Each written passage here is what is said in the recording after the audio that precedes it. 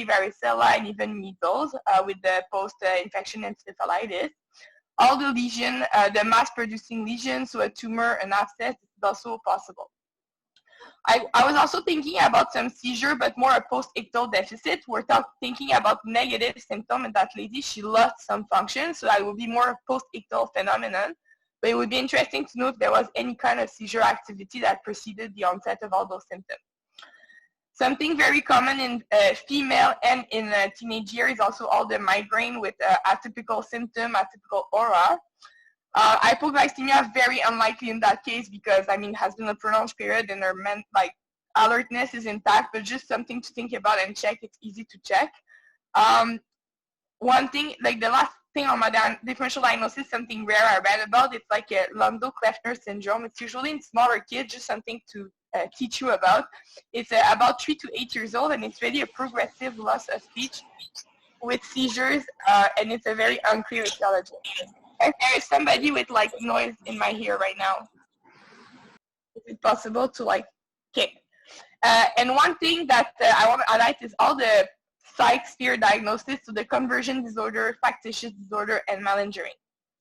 Next slide. So just to come back to the ischemic hemorrhagic stroke, yes, to me that's really the first thing I want to eliminate because it's the most like emergent one to potentially treat. So could it be an MCA stroke? So I'm not going to do a full review of the vascular anatomy of the brain because I don't really have time. But just to remind you that the Broca area and the motor cortex are perfused by the anterior and middle cerebral artery. And in that case, the deficit would fit with the MCA stroke with the aphasia and the hemiplegia. So next. So why would a pediatric patient or a young adult have a stroke? So of course, I had to mention it, COVID. So that's it, Tesla Brack, I'm done. This young lady has COVID, next patient. Okay, I'm joking. We all know that availability bias is a big problem in emergency, and we should really make a conscious effort, especially these days, to avoid falling in that loophole.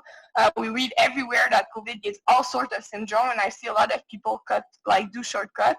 And I think it would be not very prudent in that case to stop there. Next. I think you have to click that again. So yeah, this is just to remind you about that bias. Next. This didn't go. Okay. So now why would a young female have a stroke? I just wanted to talk quickly about the causes of stroke in pediatric, and I mean it would be all questions that would be very relevant to ask that young lady and her family. So the first thing are all the congenital heart disease, including the PFO, or all the repair that happen in very young age that includes prosthetic material. Those prostheses or those PFO can cause problem with aging. They can cause emboli, or if you have a DVT in the lower extremity or anywhere in the body, basically, it can go through the PFO and embolize in the systemic circulation, and the main presenting symptom would be a stroke. It would be interesting to know if there's any history of connective tissue disorder in the family, including all the vasculitis, and if that lady already in the past showed syndrome of those diseases. The common one in pediatric that can lead to stroke are Moya-Moya disease, which is the vasculitis of the big vessels in the brain, and all the classic ones like lupus, Marfan, and Ehlers-Danlos, including the dissection of the aorta. Already mentioned migraine. There is also kind of an extreme migraine syndrome that's called reversible cerebral vasoconstriction syndrome. It's typically associated with severe thunderclap headache and neural deficit, and it's just a big vasospasm of the cerebral artery. That lady looks well and doesn't have a headache, so I'm not going that way for her at this point. Now that I know that she's from the Middle East, it's actually interesting because there are all the sickle cell disease and other hyperviscosity syndrome that are more prevalent in those areas. So this is certainly a question I would ask the family if the screens were already done for that young female. In the hemato area, the leukemia and all hyperviscosity syndromes are also to consider, especially TTP or HUS, but usually those patients are more sick and they have other systemic syndrome. I would definitely ask her if she's on the pill because that could favor a DVT with embolization, or if there's any family history suggestive that she has a high likelihood to get this. And I would definitely try to ask her about drug use, especially Ritalin, which is a sympathomimetic in the exam period, which could definitely lead to some stroke-like phenomenon. So just to summarize, next question, what the question I would like to add to my history when I go reassess that patient. So I would ask about family history of stroke, clothing issue, autoimmune disorder. I would confirm the ethnicity. Now I know a little bit more about that. Any history of seizure, of congenital heart defect in infancy, any history of trauma, infectious contact, migraine, headache. I would redo my neuro exam, see if there is any new deficit that I can elicit. And I would ask about the B symptom, fever, petechia, and purpura. And I really, really want to know what happened last year, so do a bit of chart digging and more thorough history. Next. So for the one of you know that I have a bit of interest in the law and ethic, just a legal glitch in Quebec. This lady is 13-year-old and confidentiality is basically non-existent for that patient.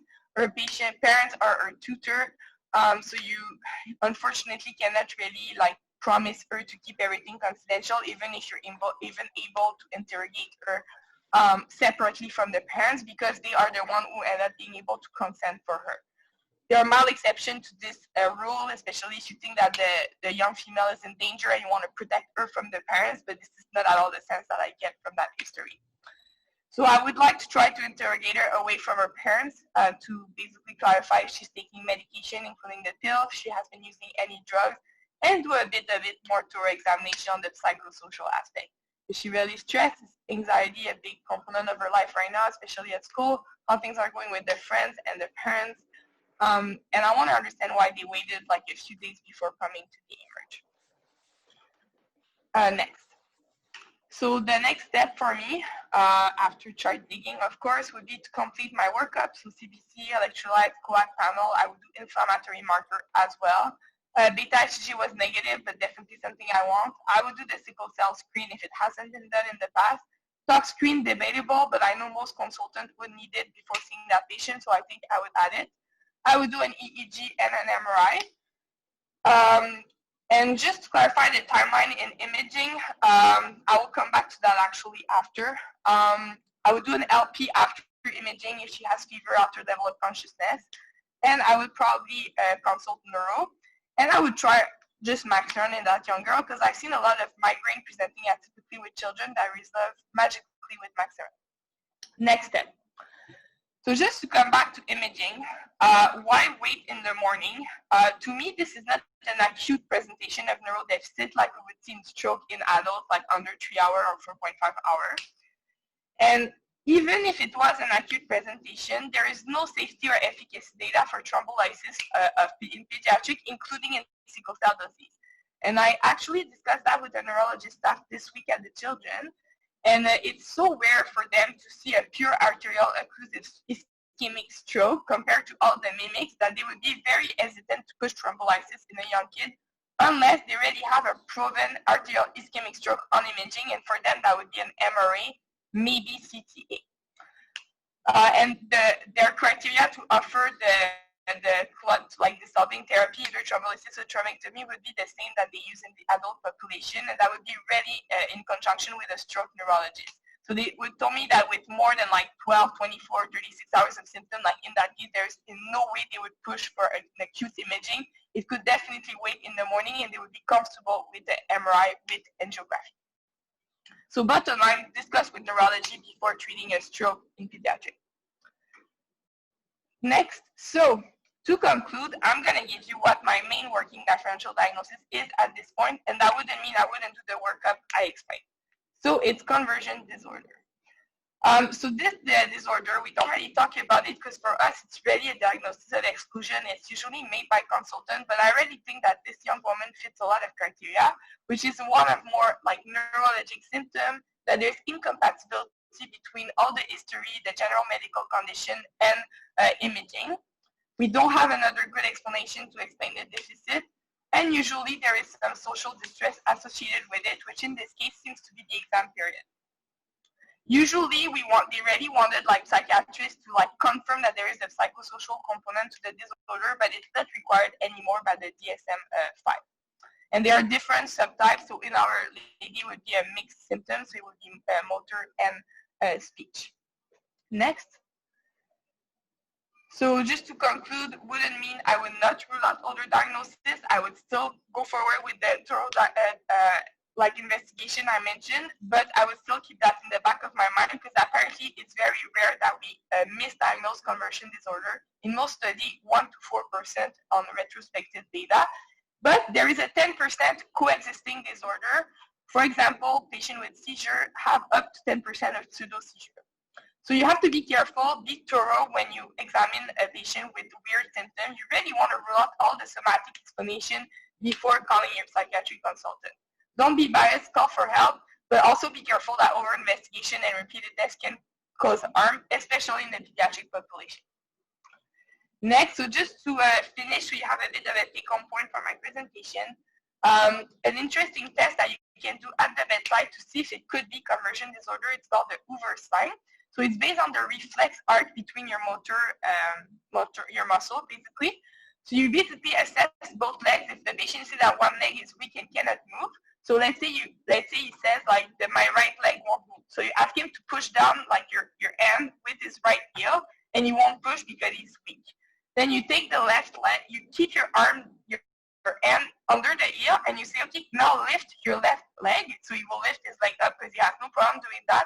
But you will feel a contraction in the antagonist muscle, so the extensor of the leg in your heel, because that's necessary for him to be able to lift his leg up the table. But that wouldn't go with a real paralysis where you wouldn't have that movement because the muscles are just not innervated. So you can look at a bunch of little video. I put a link down there. It's actually interesting, and I didn't know about that. So to conclude, the disposition of my patient, next class, because that's always what we think about in the emergency.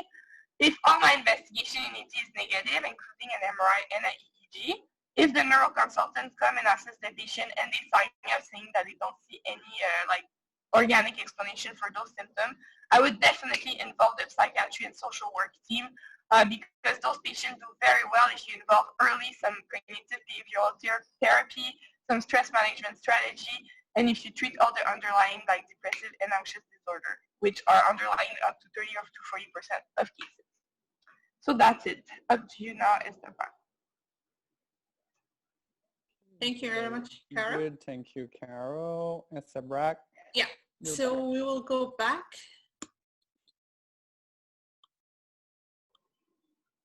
Okay. So, great job, Carol. I went through the same process. We had different points of view. Some of them were saying, let's discharge her with psych follow-up. Others were suggesting a neuroconsult, CT scan, discharge home with reassurance, or ask more questions. I prefer to ask more questions. Being a female from a conservative society, I do understand the stress. So I decided to have, after the permission of both parents, to have a one-to-one interview or history taking.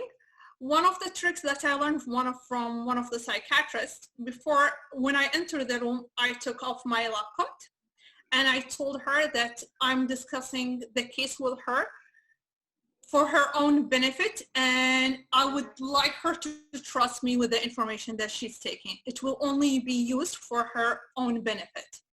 So although we are, as I mentioned, conservative society, but child abuse exists in Kuwait. So I went and I asked her if she was ever involved in any domestic violence. She said no. She shook her head and said no. Any physical or verbal child abuse? She said no. And then I just asked any sexual abuse, and the patient started tearing out. It was very hard to get the details. What I understood at the end, we tried to use the phone just to type instead of talking. And what we reached was she had a relationship without her parents knowing with an older boy who started to have some sexual harassment, touching her breast without her permission. And that happened a year ago before her symptoms started last year. And I was asking her if she started to have memories about that when she started to have these symptoms this year. And she was saying, I think so. So I was thinking maybe it's just PTSD, conversion. And I was thinking of activating what is known as a SCAN team, which is the Suspected Child Abuse and Neglect team in our hospital, which is involving one pediatric consultant per hospital, and it is a multidisciplinary team. But in order to activate the SCAN team, I need to be reassured that she's medically cleared.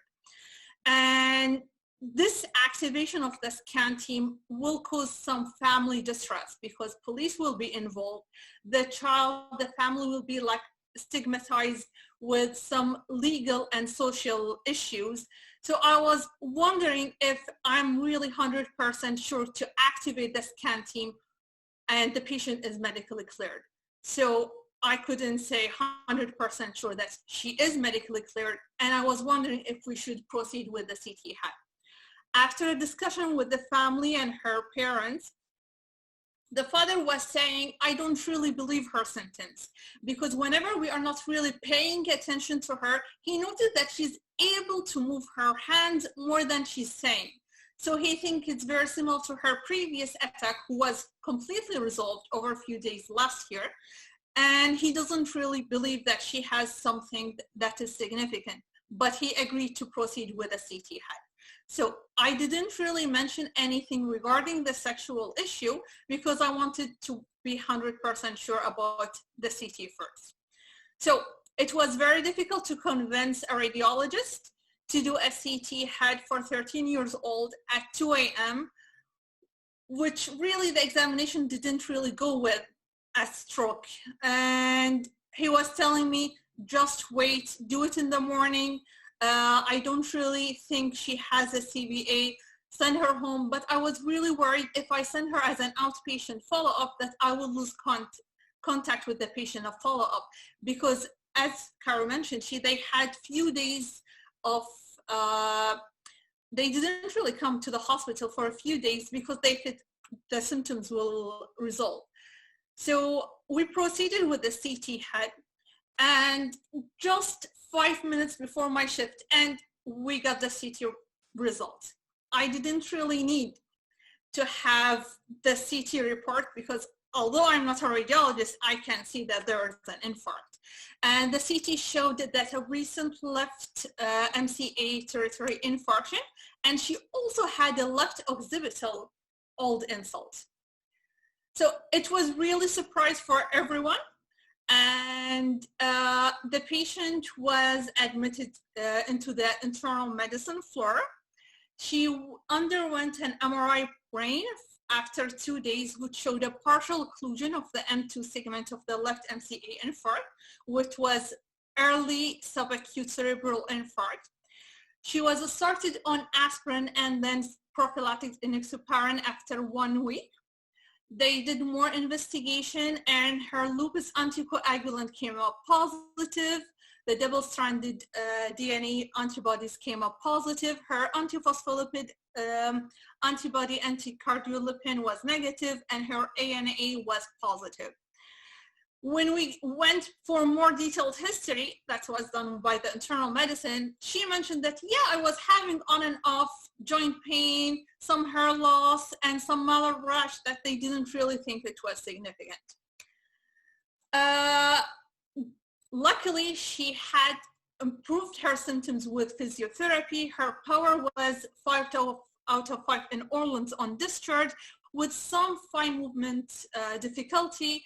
Her aphasia improved to small sentences, and they repeated an MRI brain before starting the anticoagulant, which showed luxury perfusion, which means it's a hyperperfusion or back to normal perfusion to the affected area. She was really lucky. And then she was started on warfarin, bridged with enoxaparin, and the follow-up CT HAD didn't show any bleeding. So the final diagnosis was SLE antiphospholipid syndrome, and she was scheduled for pediatric rheumatology, who discharged her on prednisolone for a month, Plaquenil and Silicet. She also underwent a transesophageal echo, which showed a mitral valve vegetations on both the posterior and the anterior leaflet. And that's why she was also discharged with hematology, cardiology, rheumatology, and the internal medicine follow-ups. And it was really interesting because usually the stroke presentation in pediatric, they might take a late time to be diagnosed, and our patient was diagnosed within 3 hours. It was really for the diagnosis of exclusion to go for the conversion syndrome and the activation of sexually harassment path, but we ended up with totally different pathway. So CVA, it's a rare event, and it can range, both hemorrhagic and pediatric can range from 1.2 to 13 cases per 100,000 under the age of 18 years old. And they can have a different presentation, which will end up being undiagnosed or misdiagnosed. 33% of the children with arterial stroke, they might have a TIA preceding the diagnosis. And usually the diagnosis, as I mentioned, will be late, up to 15 hours to 3 months for the initial from the initial presentation. And luckily, if you catch it earlier, you will have an improvement in the outcome. The presentation, the most common presentation of the pediatric ischemic or hemorrhagic stroke is the hemiparesis, which will be 94% of the cases. The headache is more common with hemorrhagic stroke, and also the vomiting is with the hemorrhagic stroke, but they can have different presentation according to the patient's age. The risk factors, I think Carol covered it very well. The cardiac, which is the most common cause of stroke in childhood, regarding cardiomyopathy, rheumatic heart disease, prosthetic valves, valvular vegetations, endocarditis, patent foraminovaly, which can cause some clots from the right to the left side. Hematologic, sickle cell disease, she was not really known to have any hematological family history. Infection, it was interesting when she was in the internal medicine floor, she started to have some upper respiratory symptoms, some fever. She spiked 38.8. They did for her the viral workup and blood cultures, urine culture, they all came negative. Her brother had chest infection, which was most likely the cause of her fever. Vascular arteriovenous malformation was also one of the risk factors for more of a hemorrhagic strokes. Syndromic or metabolic syndromes, as Cara mentioned, Marfan is one of the syndromes that can give you a strokes. Vasculitis, like SLE in this case, and oncology, leukemia, lymphoma can cause hypercoagulable states and ended up with stroke presentation. So that was the case that I found this interesting. Thank you for listening, and thank you, Cara, for being my staff today. Oh, wow. Thank you very much for this great case. Can we just conclude that we should treat her with hydroxychloroquine? Yeah. Okay, very good. All right, so thank you very much for this case. And next we will go with Anne-Sophie Drouin and Laurie Robichaud. So Hi, Anne-Sophie, everybody. there you go. The microphone is yours. I'm gonna here. By the way, a Sabrak excellent case. I'm impressed. Even a little bit intimidated now. Okay, partage d'écran. Here. Okay, you guys can see this properly? Yeah, okay. Yes, perfect. Okay, good. So I'll present the case exactly as I've given it to Laurie, not to cheat, and then I'll come back afterwards. So this was a case seen at the RVH. I've seen it with Dr. Bake. It was a white phone case. It's a 23-year-old female seen at the RVH, quickly brought into resus for altered mental status. According to paramedics, we don't have a lot of information. All we have is that the boyfriend, who wasn't seen, told them she'd been outside for a total of 2 days. Obviously, her lovely boyfriend is not at bedside at that point. There was multiple syringes that were found nearby, and there was also Narcan. There's really no more collateral history available. When she's found by paramedics, her BP is 97/71. She's sitting at 85 on room air. Her heart rate is 64. Her rest rate is 24, and her glucose is 8.1. GCS is 4. She arrives in the rhesus area. BP has dropped a little bit, as you show here, as you see here on the slide. Her temperature is 33.4. Glucose is 10.9, and the monitor shows sinus rhythm. On exam, her GCS is still 4. There has been no improvement since. Yeah, that's it. She is spontaneously breathing. She appears very, very cachectic. She's not in diaphoresis. There's no particular smell. She has good palpable pulses. Rasp and chest is really unremarkable in exam.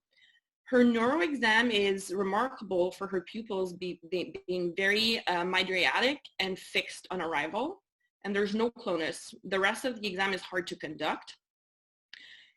Skin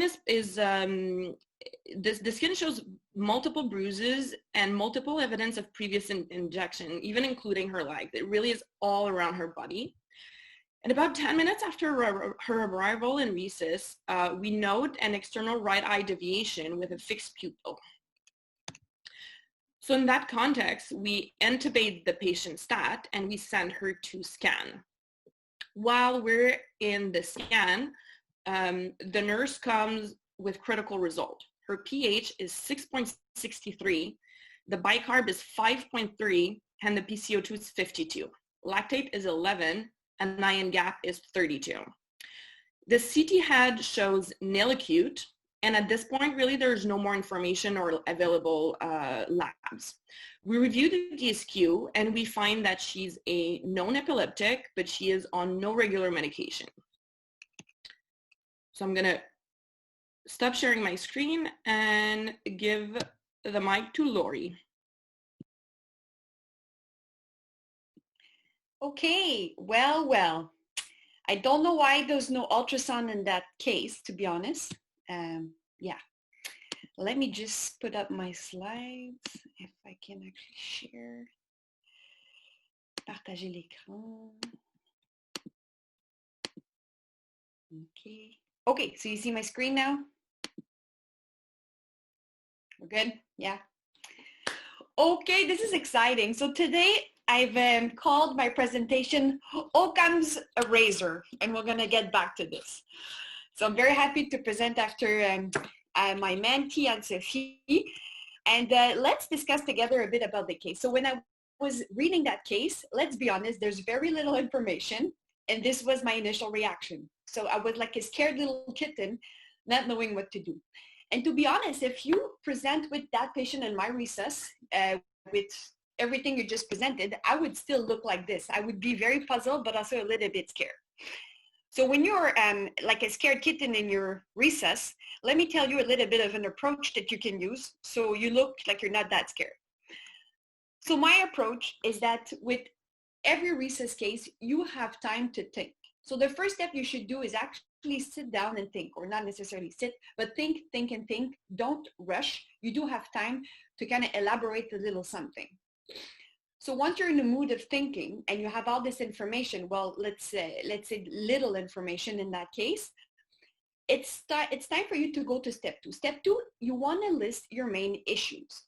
And in this case, we have many issues. So let's list some of them together. So this is how my brain functions. So I'm like, okay, I am presented with a young woman who has altered mental status. And I believe that's actually her main issue because she's in a coma, basically. But I think the second most dangerous issue for her is that she has a severe anion gap metabolic acidosis. I also think, I don't have all the parameters, the chloride and all the other electrolytes, but I think she's having a respiratory acidosis with an elevated PCO2. It looks like she has some sort of pupil stuff, but also an hemiplegia that she developed after 10 minutes of arrival. She also is cachectic, which is something I rarely hear about when I have a 23-year-old intoxicated patient. And it looks like we've mentioned it as a salient feature of that case. She also had some mild hypotension, mild hypothermia, which could be seen because she was outside for 2 days. But she's also hypoxic with some right-sided findings on auscultation. And there's this past history of IV drug use in epilepsy. So to me, these are all the issues that I need to keep in mind when I'm dealing with this case. Okay, good. Once my issues are listed, it's time for you to write a differential diagnosis for the main issues. And this is what I'm going to do. As I told you before, I really think that there are two issues here that are the life-threatening, but also the main one that are going to help me solve this case, okay? So we're going to go through the differential diagnosis in her head of altered mental status and Danah and Gap metabolic acidosis. And hopefully we're going to get somewhere with this because I'm still not really clear as to what's going on. So in terms of altered mental status, we all know the IU tips, you know, in the Toronto note. I've tried to make it a little bit more elaborate. So this is just a slide that I picked up from the internet.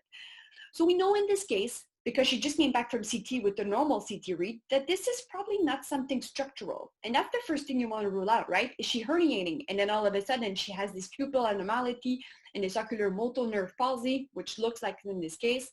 But we know there's not. So there's nothing structural that we can identify. Vascular is less likely, right? We have a non-focal neuro exam and again, a normal scan. Infectious is definitely the differential diagnosis, right? Maybe she's not febrile, she's hypothermic and presenting with meningitis. The hypothermia from the external environment could also be blunting a response of fever. Could she have had a seizure? Of course she could.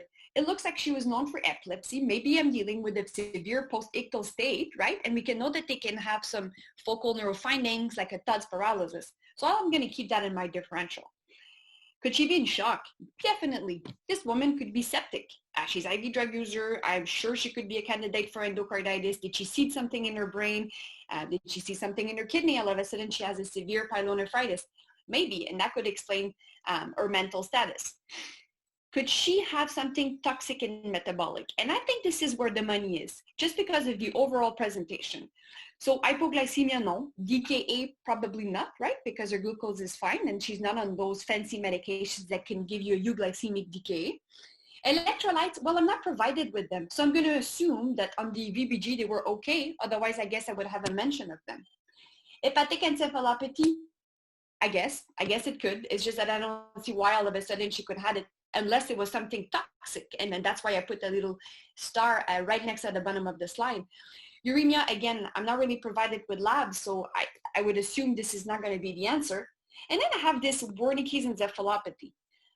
I'm going to keep that in mind because I really think, again, that we're going into systemic thing and then the toxic metabolic is where the money is. And again, I put a star at the bottom of the screen here for something metabolic or inborn error of metabolism, and we can get back to it later because it's always something you have to keep in mind. She's young, but she's not too young. Okay, the second part, the cat mud piles. So open up your Rosen and go back to your Danah and Gap metabolic acidosis. So there's a few things here that we can just remove from her head. The metformin, she's not on it. So why am I going to bother using this? Uremia, again, it could, but then I don't think this is the case in this case because I would have been provided with some other stuff. Renal failure, I'm going to remove it. Ketoacidosis, you know, you could argue starvation or alcoholic ketoacidosis, but then there was no smell. She's been out for days. And then usually they present with vomiting. They don't present with coma. So I'm going to remove it from the list. Lactic acidosis, we know that she had an elevated lactate. So this is actually something I'm going to definitely keep in mind. And I think this is the main reason why this woman has this severe metabolic acidosis, the lactic acidosis. The ethanol, no, I'm going to remove it from the picture. Salicylate, yeah, she could, but then I would expect a different presentation. I'm going to remove it from it. Ethylene glycol, I'm going to keep there. Why? Because I've seen a few presentations, and we're going to talk about it. But ethylene glycol, when you measure it, it can actually falsely elevate your lactate on the VBG. It's like a machine error. So I'm going to keep that in mind. It could also explain this severe metabolic acidosis that we're dealing with. It's not like a mini metabolic acidosis. It's really, really bad. Okay, paraldehyde and propylene glycol. Propylene glycol is like the stabilizer that we use in diazepam, the IV formulation of many medications. These are medications she wouldn't really have access to. So I'm going to remove them and assume that she didn't have access to them. Toluene, I would expect she smells funny and that you would have a paper bag right next to her. Iron isoniazide, again, these are much less common. And I would expect that you would have something at her bedside found next to her. And then again, a lot more drastic GI presentation for the iron toxicity. Cyanide and carbon monoxide, well, maybe she found cyanide somewhere, and that could definitely cause you this severe metabolic acidosis. Carbon monoxide, much less. She wasn't found in a fire, so I'm going to kind of remove it from the list. So I'm left with toxic alcohol and lactic acidosis. And then I'm going to go in my last differential in terms of lactic acidosis, and then I'm not going to elaborate very much. I just want to keep in mind. So, you know, we mentioned about possible post-ictal state. Well, maybe she had this muscle hyperactivity, like the seizure activity for a very long time, giving you this crazy lactate increase. Or maybe, and then we see it again in the list, it looks like it's the second time we see it here, the thiamine deficiency. When you are running out of thiamine for your Krebs cycle, you're going to go into anaerobic pathway, and that's going to create this lactate, or like this type 2 lactate. So I'm going to keep that in mind, this type B lactate, so hyperlactemia. And then the medications, we talked about it. She's not on any medication, so I'm not suspecting that this is an anticonvulsant intoxication, because I'm going to assume that she's not taking any. Ethylene glycol, again, comes back in the list for that lactic acidosis, and again, it's because DSA will misidentify it as an elevated lactate. And then the cyanide and the carbon monoxide are in my list. Well, you know, I have tons of lists and I have some ideas, but I'm still not really sure how to put it all together. I will always remember this quote from Martin La Liberté. I remember there's a very complex case at the Vic that I was presenting to him, and he told me, Laurie, there are rarely two things happening at the same time. Always try to look for a unifying diagnosis to come up, and usually it's going to work. Very rarely there's going to be two things at the same time. So with those words of wisdom in mind, I'm going to try to put it all together. So I'm going back to my list of issues, just like I do in normal life. Again, my altered mental status, anion gap metabolic acidosis, and I have pointed some of the things on history and physical that I think are maybe clues to what where I have to go with this case. So the severe cachexia is something, so I think this woman is severely malnourished, probably because of chronic IV drug use. Maybe she has anorexia. Maybe she has some sort of metabolic disorder that's leading her to be like this. And then the ophthalmoplegia with no structural cause to explain why she would have that nerve palsy. So with that in mind, I think all these items, I'm going to be able to make a list. This is my list that I came up with as to what are the most likely causes that could be causing her presentation.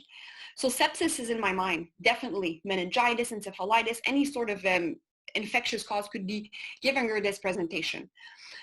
Post-ictal, I guess, is still a possibility. A toxic alcohol is definitely in the back of my mind. Wernicke's encephalopathy, I think, is definitely there. Cyanide intoxication, just because of that severe metabolic acidosis. Anticonvulsant intoxication, we mentioned it, because she's epileptic. Maybe she's not on DSQ, but she's been getting it from somewhere else. And then this weird and wonderful, the mitochondrial disease. MILAS stands for, so it's myopathy, what is it again? They basically have myopathy, so they're cachectic, they have mitochondrial problems, so they have increased lactate, they have stroke-like symptoms, so they can present pretty much like this, and it's often associated with ophthalmoplegia. So maybe it's a delayed presentation of one of those weird and wonderful mitochondrial disease. And then I'm going to go back to this. So you're in recess. You're trying to sort out what's going on. You don't have time to think that much. You have time, but not that much. I'm going to bring you back to a principle. So Occam's razor is a doctrine that from a philosoph, that in explaining a thing, so in explaining the cause of this patient's altered mental status in the whole presentation, you shouldn't do more assumption than are necessary. So I should start saying that, well, maybe there was an alien that brought some valproic acid next to her, and then she took it, and then she got intoxicated. I have to not make too many assumptions. So the least assumption I can do is probably the best answer to my problem. So this is what I'm going to do right now. So I'm going to make not a lot of assumption, and I'm going to come up with my final diagnosis that I think with putting it all together, knowing that they didn't have any toxic alcohol next to her, that she was found outside, and I'm going to assume there was no medication, I think this woman probably has a Wernicke's encephalopathy or severe thiamine deficiency. If I was in emerge, I would still treat her with antibiotics. I would still get the rest of the labs. I would send for the toxic alcohol, but I would definitely give her some thiamine to see if she would react to it, and pursue with the rest, definitely. But I think this is where the money is. I am done. Okay, I love the scared kitten thing. Let me share my screen again. Here.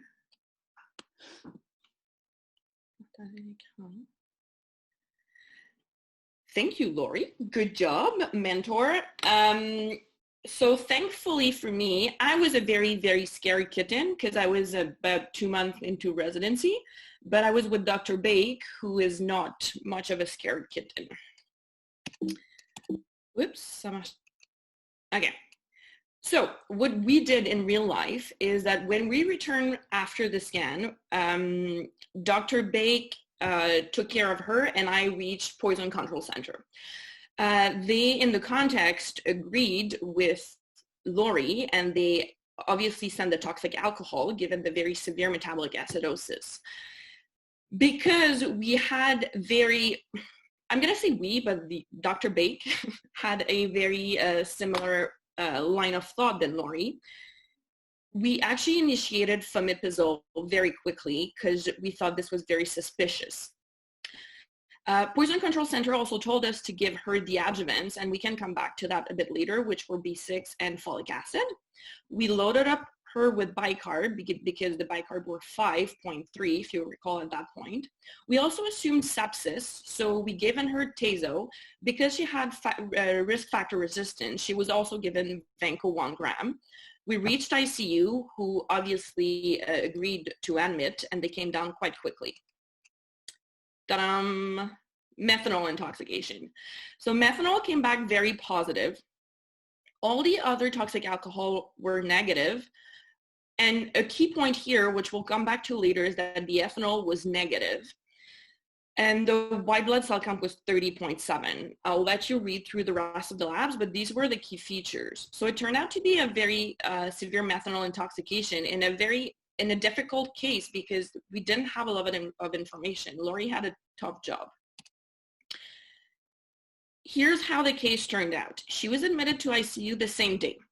They first continued the famipizole. She underwent hemodialysis for the severe metabolic acidosis. They kept the adjuvant on and they loaded her with the Dilantin as well for seizure prophylaxis. So it's not on my slide, but they did that as well. So now in the next few days, her neural status was actually improved. And when I followed up on the case, we discussed with Dr. Bake, and we're like, maybe we actually saved this patient.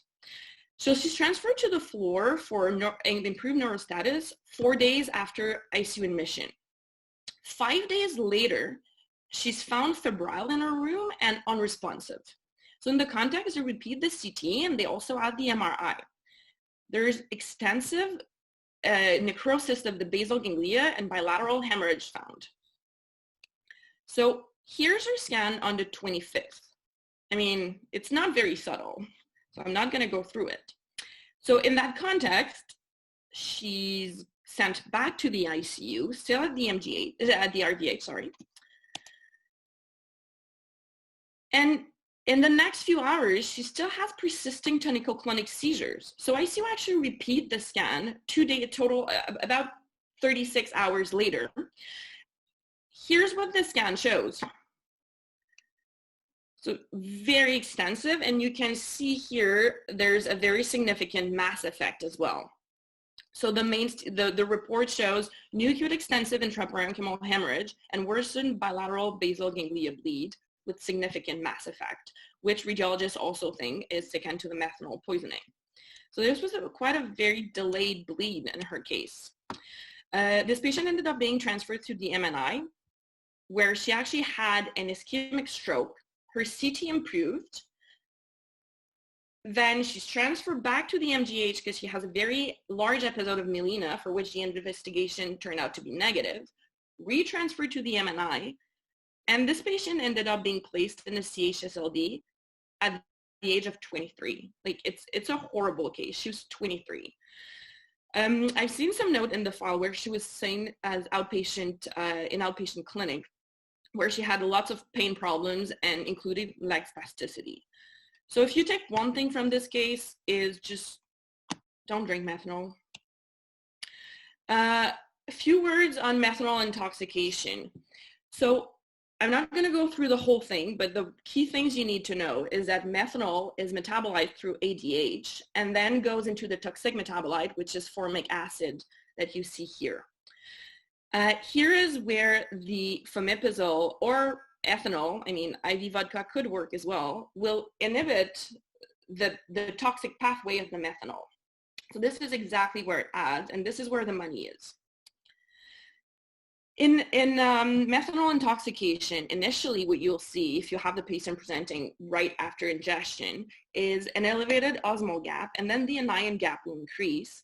And as it will increase as the toxic metabolites increases, and then the bicarb will severely decrease as well. So this is why on your VBG, what you'll see, and this is what we had in the case, was a very low bicarb with severe metabolic acidosis. In this case, acidemia actually increases the ability of the toxic metabolite to penetrate the cell. So that further depresses the CNS and then causes a rapid downward of spiral and then a hypoxia and acidemia. So as I said, because methanol is metabolized through the ADH, that's where the money is, and this is where you have to act. Famotidine is where it acts, and I've shown it earlier, so I'm not going to go through that again. What you need to know about methanol is that a very low dose is necessary to cause very significant damage. Even a dose of 4 to 10 cc of methanol is enough to cause permanent cecity.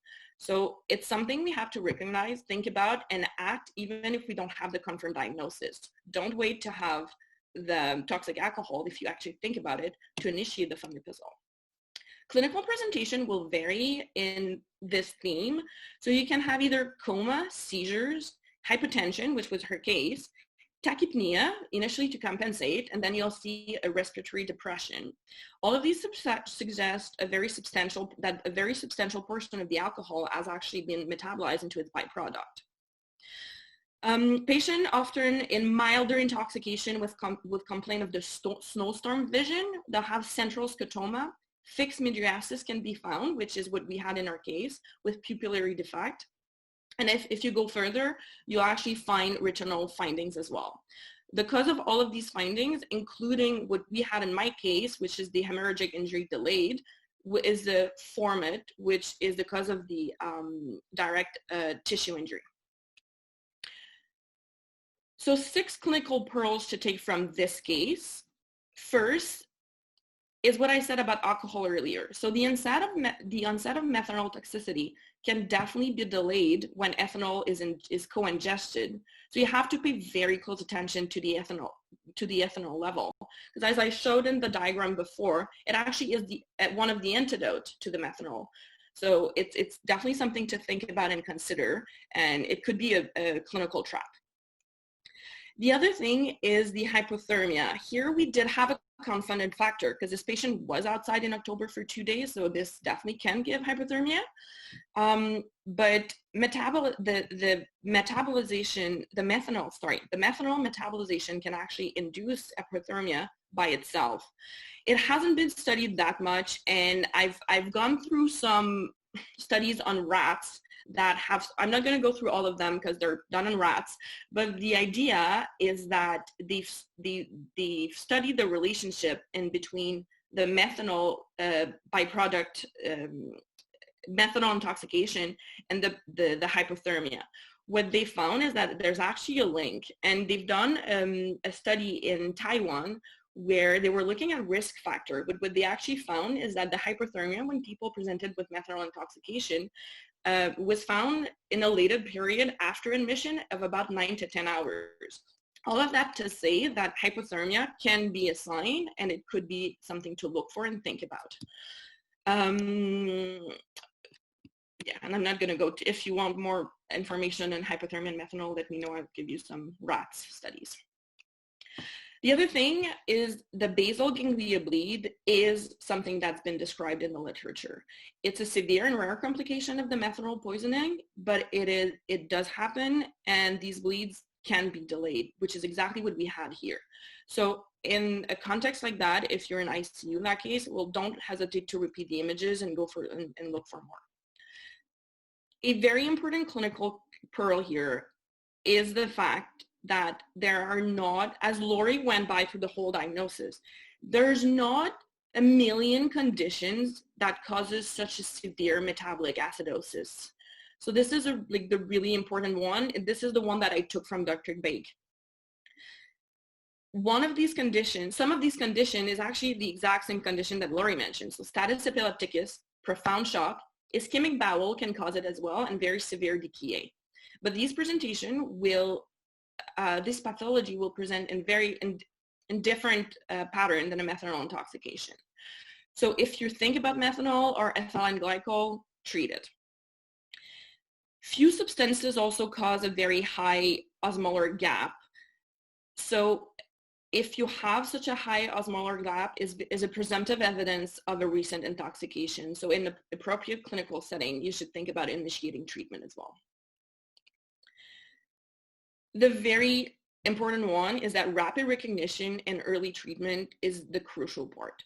Given the high toxicity of the methanol, a strong suspicion or a clear history of ingestion, obviously, is enough to start the antidote, even though it's very expensive.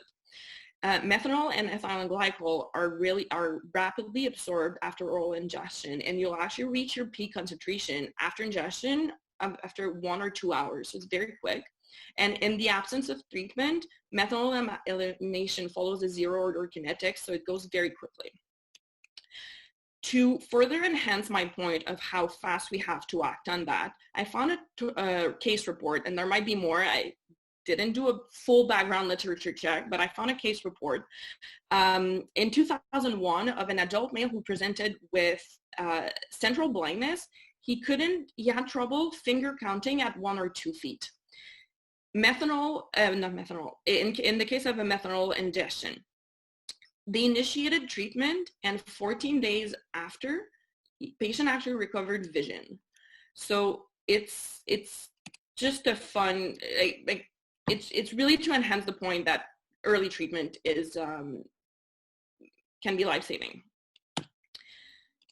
So my conclusion, so that's it for me here. My patient is a very sad story, but I think that if we're alert, we actually did the right thing, but she came in 2 days later. But if we're alert about the diagnosis, maybe we can write such a good case report here. That's it for me. All right, thank you very much. Bravo on Sophie and Laurie. Another great case. So next team is Jake and Grad. So Jake.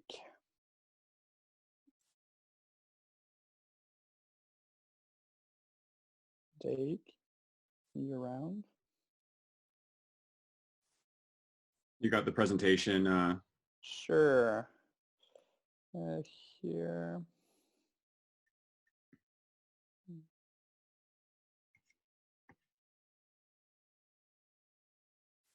One second.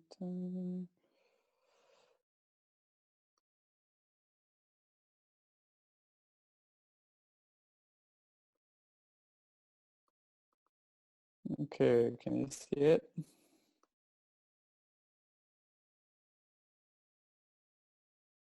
You're good to go, Jake. All right, cool. So everybody, so my name is Jake. I'm one of the first year residents, and my mentor, Dr. Grad, is going to be leading the main middle discussion of this case. So we can go to the next slide and get started. All right, so the case is 85-year-old female brought into resus by urgence santé. The patient had been feeling basically lethargic for about 24 hours. And in the morning of the day that she went to the emerge, walking around her home, she began to feel a little bit weak and lightheaded. Lowers herself to the ground. There's no trauma, no loss of consciousness. She basically just goes to the ground and sits there. Fortunately, a friend was present, called urgence santé, According to the friend, no seizure activity was witnessed. Go next slide. And according to Urgence Santé, the patient was pale and diaphoretic when they found her, and blood pressure was 70/40, heart rate was 80, glucose was 9.9. She had no chest pain, shortness of breath, cough. She didn't have any seizure activity like headache, tongue biting. Said that she had diarrhea for about 1 day, non-bloody, but had no abdo pain, no nausea, vomiting, or dysuria. She also had no B symptoms like fever, chills, night sweats, or unintentional weight loss. Next slide. So looking at her past medical history, it's kind of, I would say the typical geriatric case, like you got non-obstructive coronary artery disease. She has a external pacemaker for sinus node dysfunction, AFib, CHF with reduced ejection fraction, Scott hypothyroidism, and for those of you who are interested, she has hypertension and hyperlipidemia. Next slide. Social history, she's a non-smoker. She lives at home with her husband. She's actually pretty healthy otherwise. She lives in a non-residence, walks without a walking aid, and she has no allergies. Next slide. This is, you could say, this is her list. It's like, I'd say on the verge of polypharmacy. You've got pretty decent list of medications, all related to her problem list. Yeah, so that list is coming from a piece of paper in her wallet or her purse. So goes to the resuscitate. Next slide. She's alert, comfortable, oriented, talking. I mean, she looks a little bit weak, a little bit pale, but otherwise she's talking straight to you. Chest is clear, good entry bilaterally. Rest rate is 20. So her initial BP is 66/40 though, and it's going between 60 and 80 systolic. Her heart rate is all over the place. It's like start going to 40 beats per minute, goes up to 160 beats per minute. Pupils are 3 millimeters and reactive. She's moving all 4 limbs spontaneously. Abdo soft, non-tender. There's no, legs aren't swollen. There's no calf tenderness. Not noticing any erythematous areas or wounds around her body. Temp is 36.6 and her glucose is now 9.1. So we can go to the next slide. So the initial ECG that everyone wants to see, that's what it looks like. So got this kind of wide complex. It's not tachycardic though, so almost like a slow tachycardia looking thing. So seeing some comments as well, so potassium was the initial thought here. So go to next slide. She was given 1 amp of calcium chloride, 1 amp of bicarb, and nothing, no response. And we can go to the next slide. And this is what, she was going in and out of this. So, that's not looking great, right? So that was when the decision was made that, well, let's just call this VTAC. And next slide. So 200 joules synced cardioversion with ketamine sedation. And the patient had an immediate response with return to her paced rhythm. Vitals normalized. She, blood pressure went back to normal. Heart rate was at a paced rhythm of 57. Rest rate of 20. And let's go to the next slide. And this is what her ECG looked like after that shock. So, there's some issues there, but it looks a lot nicer, I would say, than what was happening before. So we'll go next slide. So the initial labs start rolling in because all this was in the resuscitate. So not really acidotic. Hemoglobin's 114. Previous was 113. The electrolytes are a little bit off. So the potassium's not super high though, 5.5. Creat. So she's in a mild AKI with that creat, and tropes are negative. Go to the next slide. So chest x-ray, just to give everyone a look. I mean, it doesn't look like much is going on there. And that's in agreement with the read. And yeah, we'll go to the next slide, and I'll leave it to Dr. Grad as well.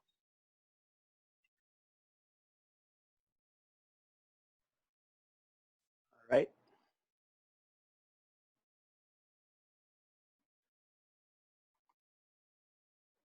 Okay, got it? Yeah, works. All right. So I'm calling my case, thanks Jake, protection deception. So we have this nice 85-year-old woman. We're supposed to talk a little bit about how we think about solving are cases we see in the emergency department. So how does Will Grad think about things? Well, you know, it's nice to think about things, but you have to have the information. You have to have the knowledge of your specialty to be able to come up with a diagnosis. You know, you have to know how to apply it, and you have to recognize patterns. The content, the knowledge that we need, we get from our years of study. Many of you trying to finish up now and write your exams, either by studying by textbooks, either by learning, as I do a lot, by podcasts and on social media now, which I find very helpful. And also all the information that you've learned just working all the time in emergency medicine. So we developed that knowledge base that allows us to solve medical problems. It's one thing to have all this knowledge. It's another thing to apply it properly. You can't just haphazardly work everyone up for every serious thing all the time. Not everyone with chest pain has a PE. You can't give antibiotics to everyone with a fever. So you also have to recognize that people that come in with certain problems, like with on anticoagulants, or if they're on chemotherapy, you have to consider the context of that patient, that they may be more likely to have certain conditions than others. And as well, you have to look at patterns. And I rely tremendously on patterns in solving medical problems. And you probably do, even if you're not consciously aware of it. We all do, I think. If you have a young first trimester pregnant woman who's coming with acute abdominal pain, everyone thinks of ectopic pregnancy. That's a pattern we think about right away.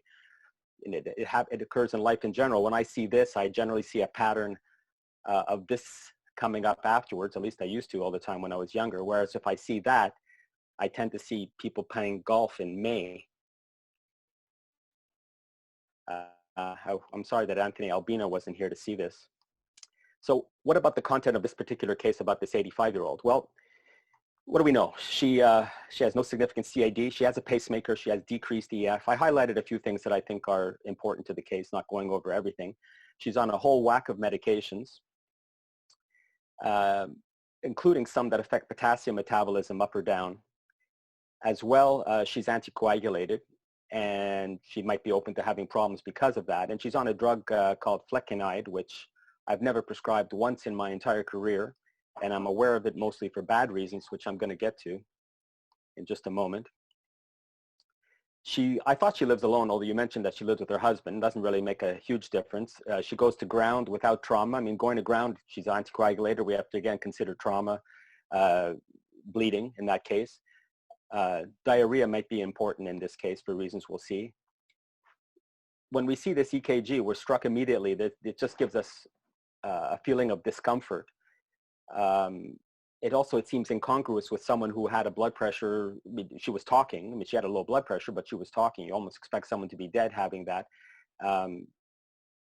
We see a series of them that they thought it'd be TAC. The second one could have looked a bit like it. This one, we do see some activity of the pacemaker, sometimes capturing, sometimes not. We're going to come back to that. We go to the labs. We see that her hemoglobin is pretty stable, making bleeding unlikely. Low sodium of 126. Not sure that that's so significant.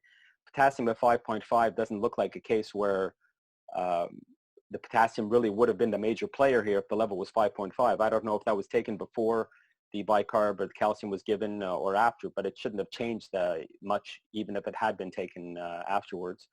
Creatinine is up, so we do see she has some renal failure. She's a bit dry, and it's unlikely she had an ACS because her troponin is normal. A chest x-ray gives us a lot of information about a pacemaker, and I'm going to come back to that later, and there's another abnormality on that I'm going to mention. There was an echo report, which I don't think Jake spoke about, but there was an echo report provided to me with LV dysynchrony, which just means that there was a lead in the right ventricle that causes it to beat not at the same time necessarily as the left ventricle, so that's not unusual.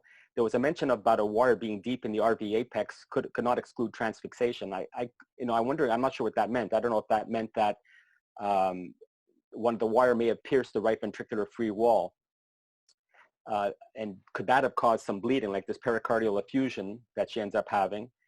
They don't mention that is new or old. They did talk about a pleural effusion being present on previous. I don't know if a pericardial effusion was on previous. And as well, we were to consider thrombus or tumor because she had a thickened visceral pericardium. And I'm not sure how having a thrombus or tumor involving the pericardium would have affected this case. There's also a bunch of numbers I was given, which is a bunch of gobbledygook, which just basically talks about how bad the regurgitation was through her valves.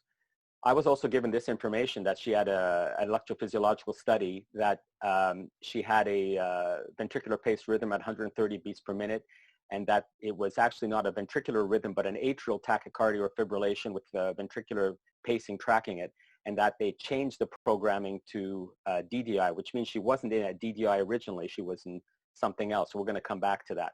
So that was all the information we had. That's the content of that case. And what it really tells me is that to solve this problem, I'm going to have to really invoke all my knowledge that I have about pacemakers. And amongst other things, we're going to have to know about electrolytes and about electrocardiograms, interpreting them in terms when electrolytes are abnormal. And that was a big disappointment to me because I can fit my entire knowledge about pacemakers into a thimble, basically. And, I got this case on relatively short notice, so it invoked some negative thoughts just briefly about Jake and Xavier when I got it so late, and then it was about pacemakers. But I let those negative feelings pass, so let bygones be bygones. So what's the context? We mentioned that you have to know the context of every case. So who are you dealing with? Well, we have this 85-year-old woman. She's elderly. I thought she lived alone. Well, it doesn't matter. She lives with her husband. Sometimes when you're alone, you might not be watched over well, might not take her medications properly. She's in AFib. Is that a context that it's important? I'm not so sure that AFib is a major player here. I'm not worried about an embolic phenomenon. Anticoagulated. I'm not sure how AFib would play into this. She's anticoagulated, as I mentioned. Is there bleeding involved here? We have to consider that. She was dehydrated. That's supposed to show poor skin turgor. I think that's going to be a factor we have to consider. And she has a pacemaker. And I already told you that I think that's going to be a major issue here. So what kind of patterns can I recognize out of this case? We talked about having the knowledge that you need to have, the context that you're considering, and then what kind of problems do I see some patterns that I could work with here. So they seem to focus a lot on the electrolyte question, specifically with hyperkalemia. She was on a number of medications that could affect the metabolism of potassium, either raising it or lowering it. We also know she was dehydrated because she had some diarrhea. That might cause her K to go up. Her creatinine was up to 125 from 71 previously, but her K was only 5.5, and that seems unreasonable to cause these tremendously wacky electrocardiograms, that she had. I mean, hyperkalemia in extremes, somewhere when you're, let's say, 7, 8, 9, you might see a cardiogram that looks like this, and it can resemble the kind of thing we're seeing in the case here. So there is some similarity, so I don't fault them at all for considering that right off. This is the one after cardioversion, so her potassium in theory would still have been high. I guess it's somewhat wide, but also not really a classic hyperkalemia cardiogram. But again, the 5.5 seems incongruous with what we're seeing. Could she have had a primary arrhythmia? We already mentioned that I don't see the role of AFib in here. They manage this as VTAC. I mean, this first cardiogram is way too slow for VTAC. It's somewhere in the 70-something range. This one is about 150.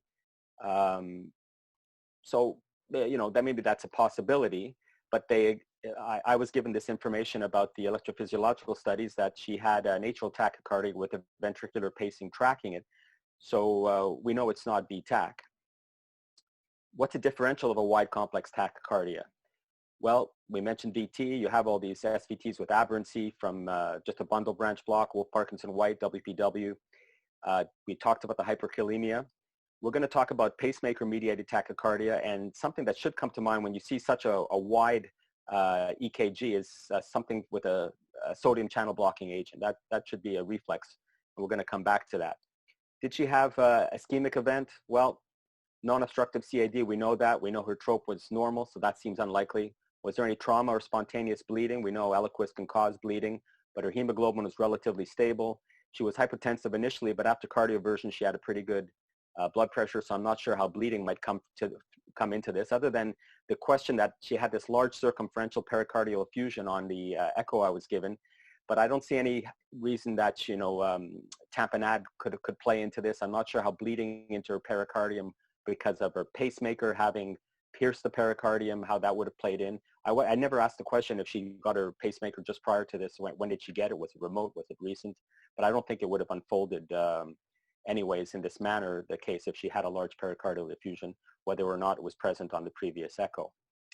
Infiltrative or a tumor, they mention on the echo that she had a very quick, thickened visceral pericardium.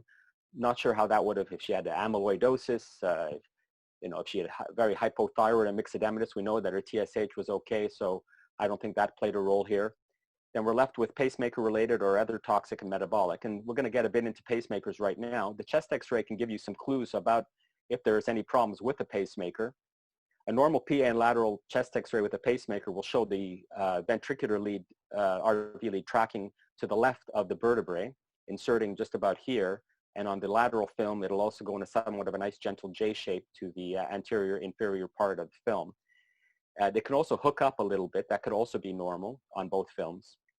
In the atrium, you often see it just hooking up as well towards the atrial appendage. That's the normal course. This is an abnormal chest X-ray where the pacemaker ventricular lead is too proximal. You want to see it again to the left of the vertebrae. As well here, you see the atrial lead is way too high. So these things were not put in properly.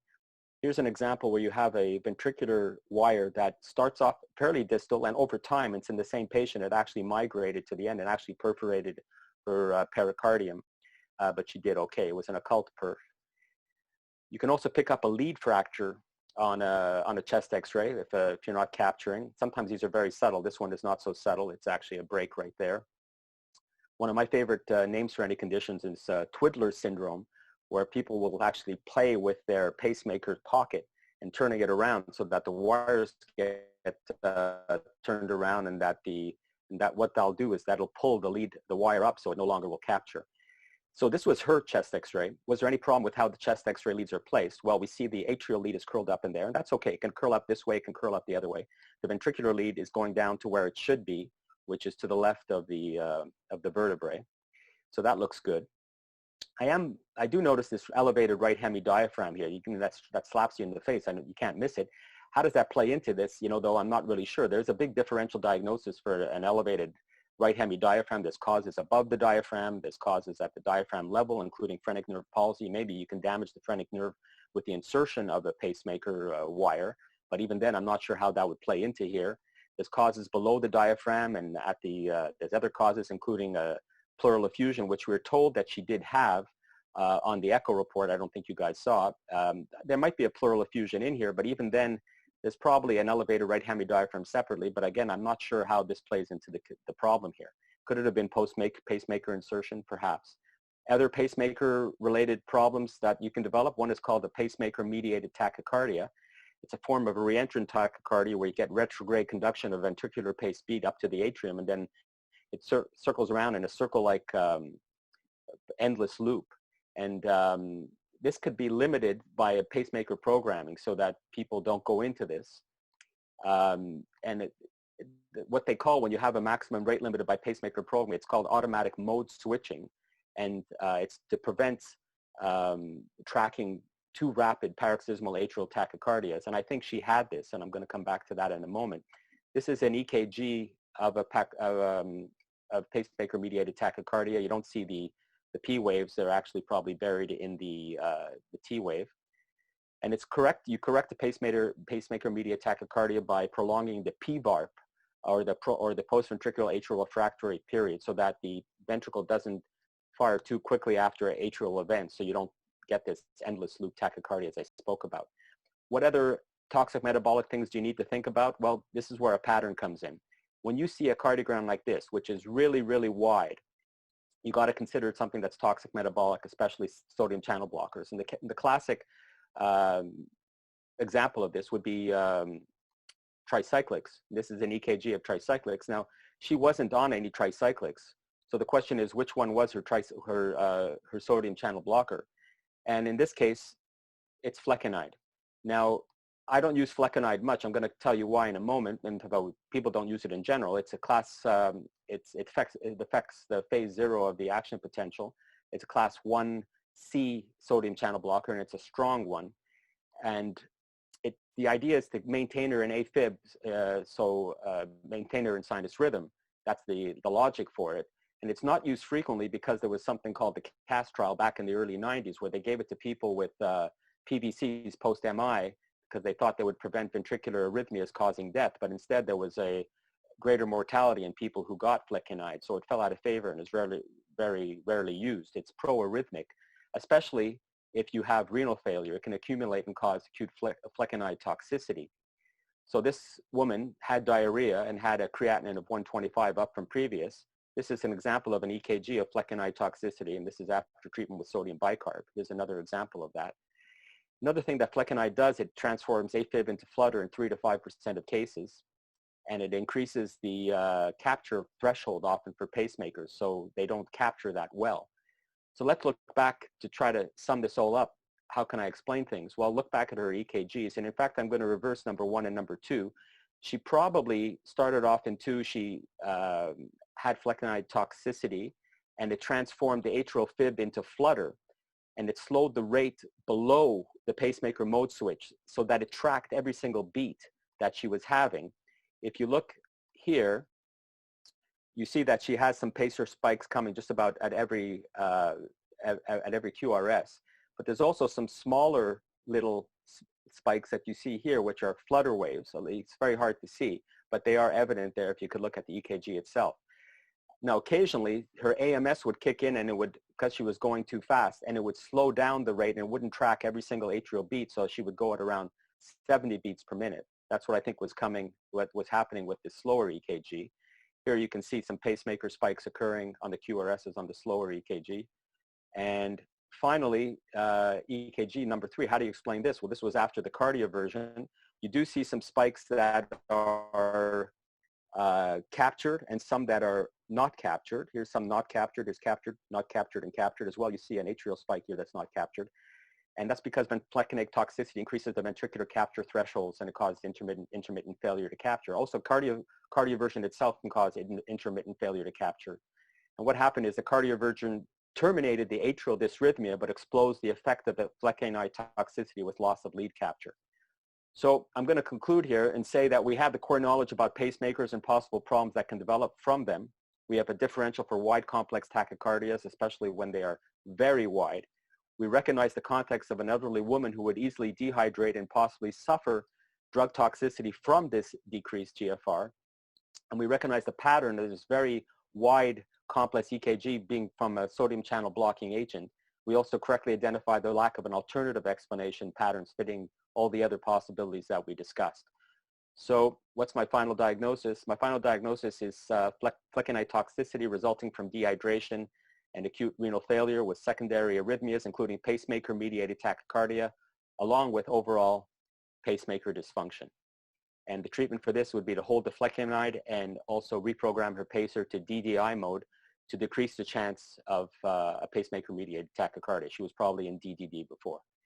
And this wasn't an 85-year-old woman. This was, in fact, a 95-year-old woman. She looked pretty good, my mom at that age. Thank you for your attention. All right, thank you, Dr. Grad. It was actually very interesting to see Jake's face during your presentation. So let's see what he has to say. We'll just put back his presentation. 1 second. Here. There you go, Jake. Thank you. So yeah, I'm smiling because Dr. Grad just made my presentation considerably shorter. So let's revisit the case. So she's admitted to cardiology, okay? And so I felt like I'd be remiss not to somewhat go into geriatric emergency medicine because I think it's an area of interest of mine, and I think it's important that there was a geriatrician who told me, and Zav, I can't actually see anything on the there you go, cool. So there's a geriatrician who told me a while ago that it's important to look at a patient's problem list and then try to apply medications to it, as opposed to, I would say, typically what is often what I do, when I'll print off the DSQ, and I'll get their medication list, and then I kind of look at it. And I have seen studies that say that looking at the medication list can be more accurate than what a patient might tell you about their past medical history. But I do think it's important that when we have a complete medical history, match the medications to it as opposed to the other way around. So going to the next slide. So I basically just took each of her problem lists, each problem list, and I just attached each medication to it. And I think this generally makes sense. So you've got, you've got non-obstructive CAD, which you have atorvastatin for that, and the sinus node dysfunction, the pacemaker is the treatment for it. And AFib, that's where we start to look at the medications such as apixaban, flecainide, and bisoprolol. And you can apply each one of these medications to each one of the problems in the list. And I won't go too far into it. But then if we go to the next slide, and this is why I was smiling so much. So there was a medication that I particularly focused on that was very important to this case. I'm not sure quite how much more I want to go into this, given that Dr. Grad gave you essentially a cardiology level discussion of it. But yeah, so it's a class 1C antiarrhythmic. It inhibits action of sodium and potassium channels. So it is used to prevent paroxysmal atrial fibrillation, but it does have that narrow therapeutic window. And as Dr. Grad mentioned, we can go to the next slide. Structural heart disease or left systolic dysfunction is contraindicated when you in prescribing this medication. And it's based on this CAST trial that in essence, to give it a little bit more information, evaluate patients with symptomatic non-life-threatening ventricular arrhythmias. They were 6 days to 2 years after having an MI. Now, the patient in this particular case did not have an MI, so it's not entirely applicable, but what they did find was that flecainide had an apparent pro-arrhythmic effect with a significantly increased incidence of mortality and non-fatal cardiac arrest. The guess in this case was that the malignant arrhythmias were due to the use of flecainide in the setting of ischemia or cardiac structural abnormalities. So like maybe scar from a prior infarction. So we can go next slide. So what happens with not just, class 1C medications? So you start to get, based on this mechanism, the lengthened PR interval. You can get a wide QRS, prolonged QT. You don't need all of these things to state that you have a toxicity. But, and sorry, there's a truck going by if it's getting a little bit loud near my place. But there can also be bradycardia, based on what the medication is trying to achieve. There can paradoxically be an increase in ventricular rate and in people who have AFib and aflutter. And of note on Lexicomp, use is not recommended in patients with chronic AFib due to what is an increased risk of life-threatening ventricular arrhythmias. And the thought is that, the cause could be maybe a non-uniform conduction slowing and prolonging of the ventricular myocyte refractory period. And what this is what they're thinking could be happening. This could lead to the development of re-entrant circuits. That's like one theory. But we can go to the next slide. So again, repeating some information that's already been said. So when we look at this, this ECG after cardioversion, you do have a bit of a widened QRS. The variable timing after pacing. So the pacing is not quite catching all the time, which is interesting. And beyond that, there's normal QT though. So I wouldn't say it matches with every single indication of potentially a flecainide toxicity, but yeah, so we can go to the next slide. So what did cardiology have to say looking over their notes? So they talked to the patient a bit more. Having episodes of tachycardia the previous week, she went to see her cardiologist 2 days before she came to the Emerge. And her flecainide dose was increased from 50 to 100 milligrams BID. She didn't have the updated list in her purse. So she had just had a doubling of her dosage. And she started feeling slightly weak the previous day. And then in the morning, the patient was so weak that she fell to the ground. Again, there was no trauma or anything like that. So next slide. So while she was in cardiology, the patient felt back at baseline after that cardioversion. She felt much better, a little bit weak, but a little bit, but better. The flecainide was stopped. Her pacemaker was reprogrammed in DDI mode. I didn't want to go into that too much, but Dr. Grad, did, and that's great. there was no recurrence of ventricular tachycardia after this. Her QRS normalized. That mild AKI that she had normalized after cardioversion. And the cardiology also decided to stop her spironolactone, just as that, the potassium wasn't high enough to say put her into an arrhythmia, but it was elevated. So next slide. So the final diagnosis is what Dr. Grad said it was. So we'll just go to the next slide. At discharge, this is what her ECG looked like. This was 1 week later. So we'll go to the next slide. So I just want to summarize the case that we had. So we have a flecainide dose double 2 days before, comes in with kind of a slow VTAC weakness, hypotension that goes into fast rhythms. In the resus bay, calcium chloride and bicarb were given, didn't work. Proceeded cardioversion, that worked. Admitted to CCU, flecainide stops, discharged home after 1 week, feeling well. So next slide. So how does, I think that there are some obvious ways that this applies to the ED and some potentially not so obvious ways that this applies to the ED. So first, arrhythmias are common presentations in the emerge, and class 1C antiarrhythmics can produce these ventricular tachycardias. And Dr. Grad said this, to a certain extent, should be a reflex thought when you start seeing some arrhythmias come in. In the end, in this particular case, cardioversion was the solution. Now, I'm sorry, I didn't put these points on this slide, but sodium bicarb is typically what will be used in sodium channel blocker toxicities, and that it can offset the cardiotoxic effects of the drug by inducing like a high dose sodium load onto the patient. Amiodarone and lidocaine have been reported as effective as well. It's unclear as to why as of yet, but there are case reports of that working. And fat emulsion therapy, it's thought to sequester the lipophilic drug and decrease the amount of drug available to the sodium channel receptor. So that I would say, in terms of treatment of sodium channel blockers is a brief overview. Now, if we can go to the next slide, something else I want to get into, which is another reason why I found this case to be important, is that this is a geriatric presentation. Now, I know in this particular case, the ECG somewhat superseded everything else, but this, in essence, is a patient coming in with weakness. It's an 85-year-old female coming in with generalized weakness. If we take a look at that presentation in general, so not necessarily with a cardiac arrhythmia, it's a lot to take into account in a small period of time. And when you have patients come in this way, particularly geriatric patients, there are a lot of issues that come into play that can make them harder to deal with in the emerge. So you can have, as this patient did, a polymorbidity. She's got, a number of medical conditions that she's dealing with. She's got, I would say, not the largest drug list that I've ever seen, but, it's a substantial enough list that required, you could say, with a long-term treatment of her, assessments. We need to look into that and to see what exactly is, what's there with good reason and what's there for maybe not so good reason. And on top of that, history taking, right? Like it's super hard in a recess to get all of that information. So I'm not suggesting, you have to go through this huge discussion with a patient while she's in VTAC.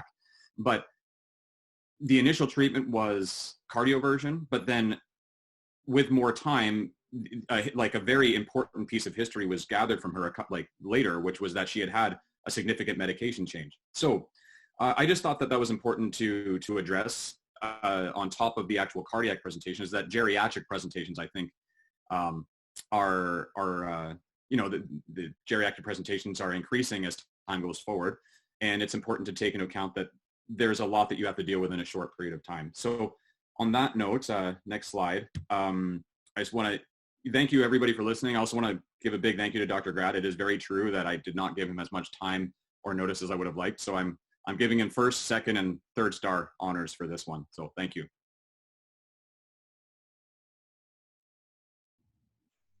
Awesome. Very good. Thank you, Jake and Dr. Grad, for this presentation. So we will go on with the next team. We have Fahd and Antony Robert. So Fahd. Hello, everyone. I'll be waiting for the slides. Yeah, it's coming up.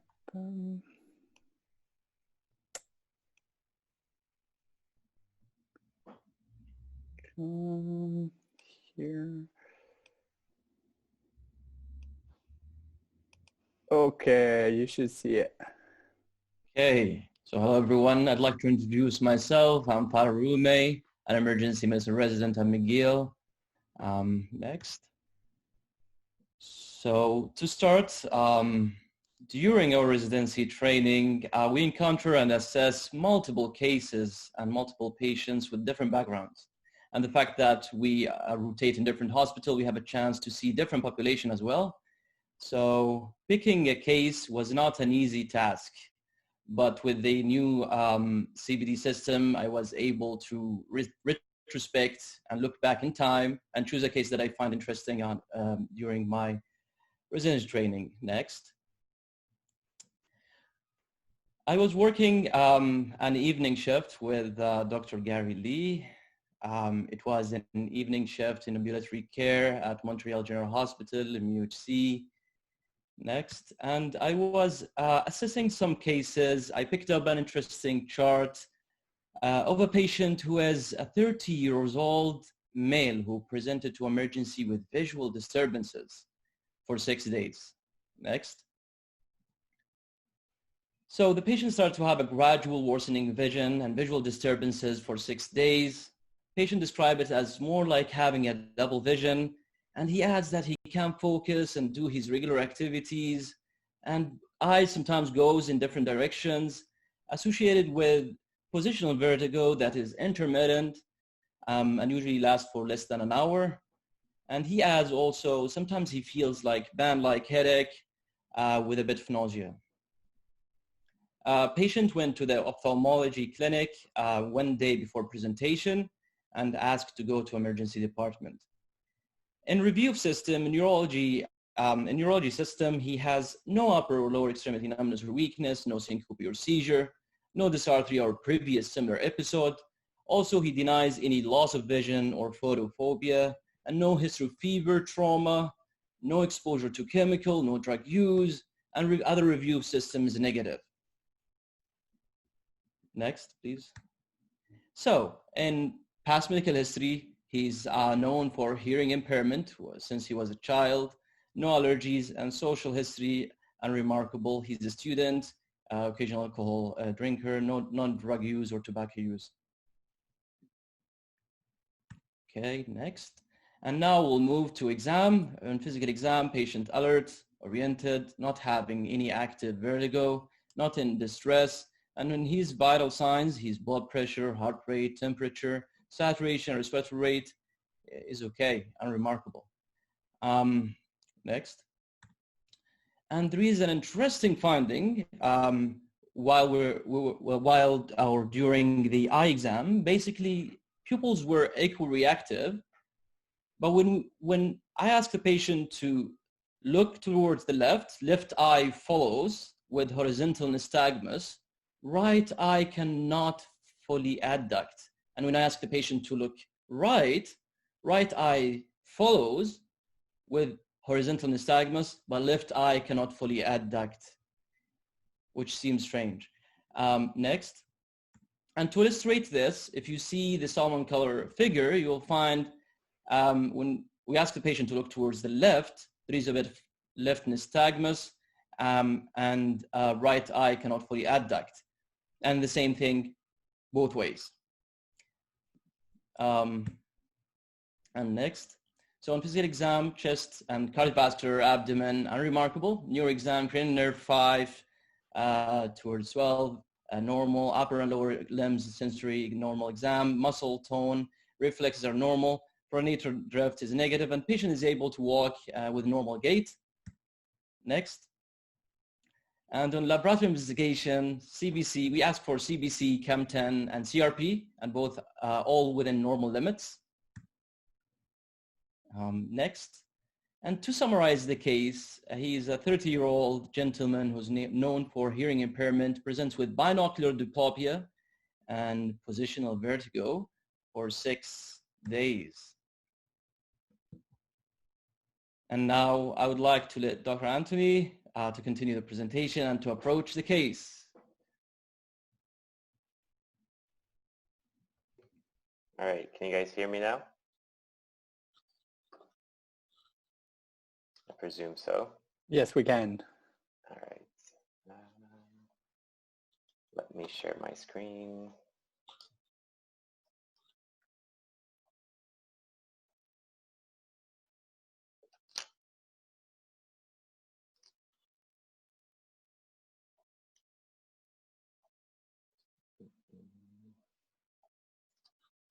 Share screen.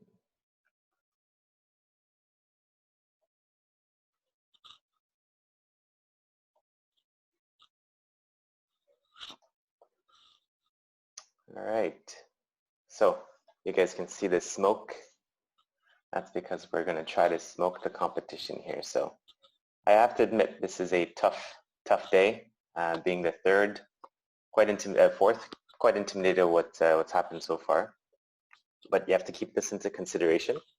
We got Fahd here, who's a first-year resident, and the other one is a first-year staff, spelled wrong. All right, so the chief complaint.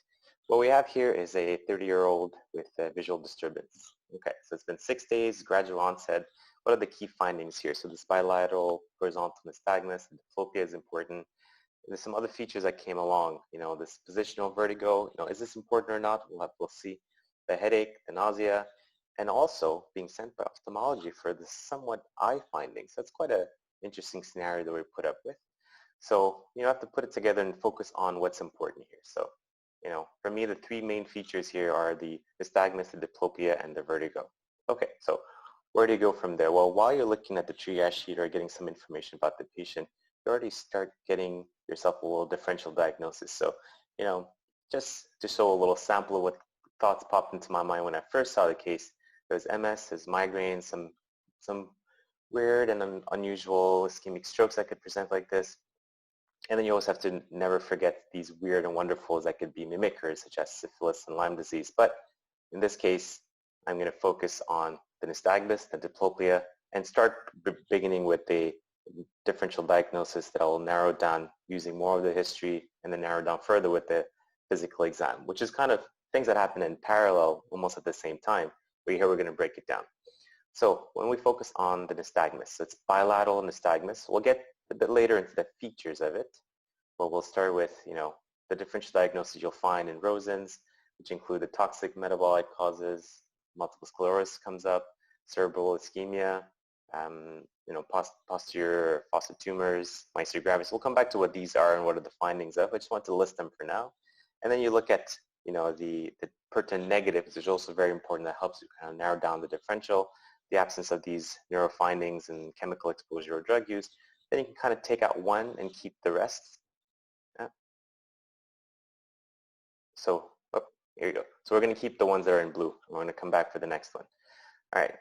So here we have vertigo as well. Vertigo is another issue that we have to deal with and come up with the differential is, you know, central versus peripheral, and central has a bunch of causes. So does the peripheral. And then you have to think, okay, well, what do I have here that's pertinent negative that can help me narrow down a bunch of this differential diagnosis? And really what comes up here, you know, vertebral basilar insufficiency, ischemias, or migraines, you have to wonder, it's not common, but I'll keep that on my list here. I'll keep the pica syndrome, and we'll get back to it shortly. MS. The rest, you know, we know this is not peripheral because it's bilateral symptoms, so we can forget those, and there's no history of that fits the seizure, and hypoglycemia doesn't fit. In the cerebellar hemorrhage, you know, given this very focal finding, I'm going to skip that and take that out of my differential. So what's in blue is what I'm keeping. And then finally, diplopia. So it also has a large differential diagnosis. Anything that's monocular, we're not too worried about right now. That's not the case, and ophthalmology sent the patient to us. So we really have the binocular, either local or non-local. And if you look at the differentials that they're known for this, you know, we can kind of start ruling out some of these based on the history already. Nothing local here. We may have some non-local stuff. You know, it could be thyroid diseases that's presenting this patient, but we'll have more findings on the physical exam. We'll decide if that's still on the differential or not, as well as some other findings. So really, what I have from, again, the pertinent negatives in this case is what I'm going to keep, and we'll talk about these. So after going through sort of this thought process of what are the presentation findings that I have and what could be my differential, this is what I narrowed down to. And now let's talk a bit more in detail. Before we get to there, we have to just make sure that our thought process doesn't change. You know, this is the building of my differential diagnosis while I'm evaluating the patient. But at the same time, you do want to manage the patient. So I'd get a better neuro exam and do some fundoscopy, maybe look at the cranial nerves more in detail, and consider getting, a full neuro exam, including the pronator or Romberg, getting a gait exam and a CT head, probably some extra labs here before I hone down on my diagnosis. So let's just go back to our exam findings. So when the patient turns towards the right side, his left eye has limited adduction. That means his left eye is unable to follow the gaze and it's blocking. Okay, and the right eye has nystagmus.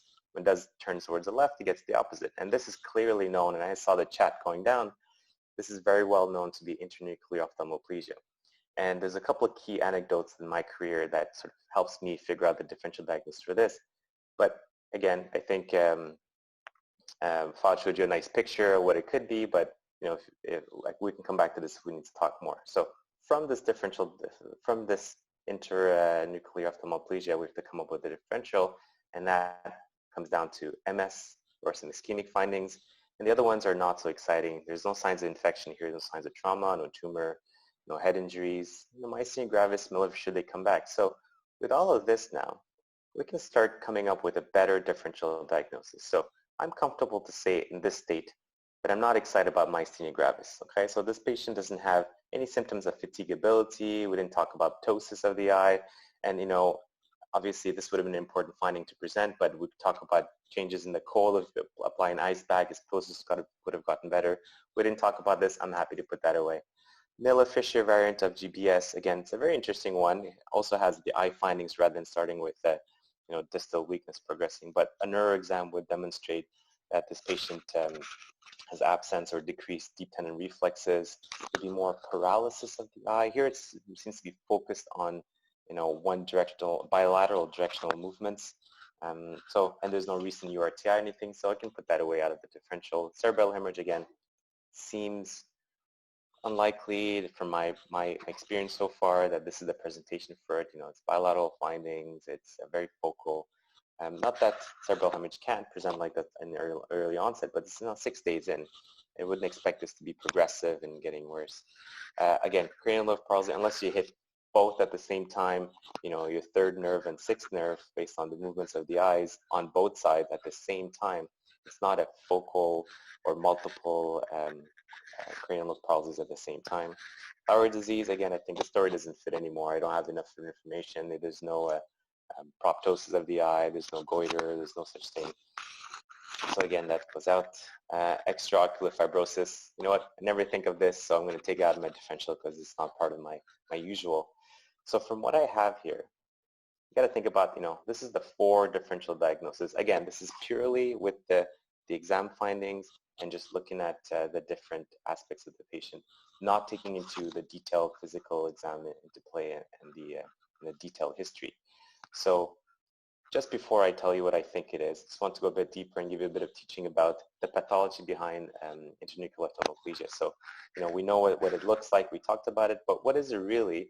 So essentially, it's an abnormality of the medial longitudinal fasciculus, which we often call MLF. And I'll try to explain to you how that works. So let's say you're looking straight ahead and you decide to look towards your right. So this is from the view from above the head. So it's not, that's why the left and right are flipped here. So from this perspective, the patient is looking towards the right side. As you're looking towards the right side, you get a signal from the cortex that comes in and tells your lateral rectus to pull the eye of the right eye towards the right to cause an abduction, which was not a problem in this case. But at the same time, there is the nucleus that kind of joins the third nerve, which goes and tries to move the medial rectus to follow the movement, right? Because your eyes are tracking at the same time. So this pathway here between the sixth nerve and the third nerve nucleus is the MLF. And when you have a problem there, you're not able to adduct the left eye, and therefore the right eye is trying to pulse and give more direction towards, the cranial nerve is trying to give more direction to the lateral rectus to pull, and that's how you start getting nystagmus of the right eye, while the left eye is kind of blocked in its adduction. Okay, so now we know what that is, and we have a better idea what intranuclear ophthalmoplegia is. Now the other parts of there's more stuff to the history. There's a bit of hearing impairment, band-like headache, and nausea. Nothing really comes to mind that could fit other than maybe MS, migraines, ischemia of some sort. That's why I go back to my differential diagnosis that held those elements. Now let me focus down and simplify this. And having seen similar cases in the past, I would say this is a patient presenting with bilateral intranuclear ophthalmoplegia. The patient is young. The patient is otherwise healthy, minus the hearing impairments. They did have progressive symptoms. Now, from looking at all these ischemia findings or the posterior tumor, the Fossa tumors, and I'll try to get a CT head for sure. I wouldn't jump to this diagnosis without getting my CT head to ensure at least there's nothing focal. 6 days, CTC negative would be enough to eliminate any ischemia findings that could be this significant. Or a tumor we may want to get with contrast. However, I would say in this case, a young healthy guy, my differential comes down to a very simple differential diagnosis. Includes only one diagnosis, to be multiple sclerosis. Now, you may wonder and say, how in his education has he come across this? Well, I had one case of a patient that presented with similar findings, and I remember having looked into Rosen's, and this was also the teaching that we got from our neurology staff in our third year. And it says intranuclear ophthalmoplegia that's bilateral is virtually pathognomonic for multiple sclerosis. So I'm going to stick to that, and that's the only paragraph you have in Rosen's about this particular finding. And in the table there's also a description of the multiple sclerosis and some of the symptoms, and again you get the bilateral INO. So I think without further ado, I'll give back the floor to Fahd, and I'm excited to hear what the diagnosis was.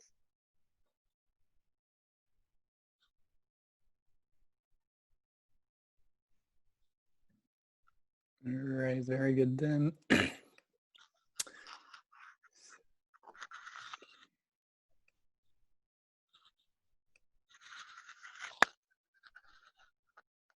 All right, Fahd, you're back.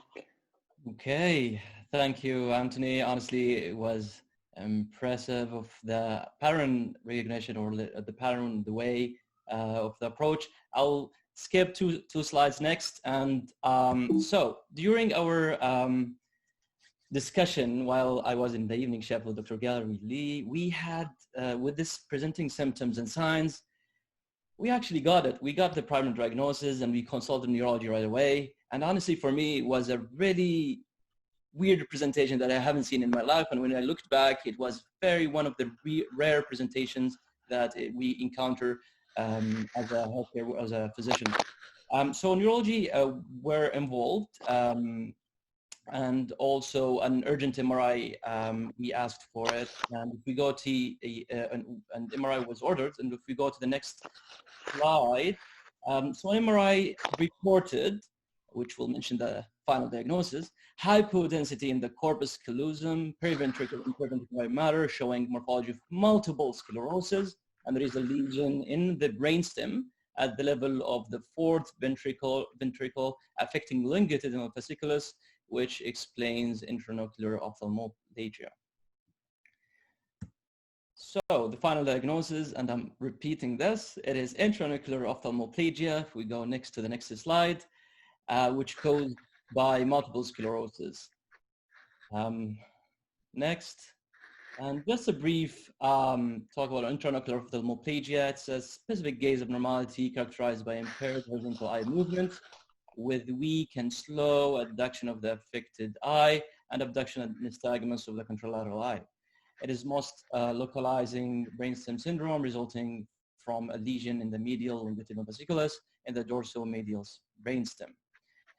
We'll go next.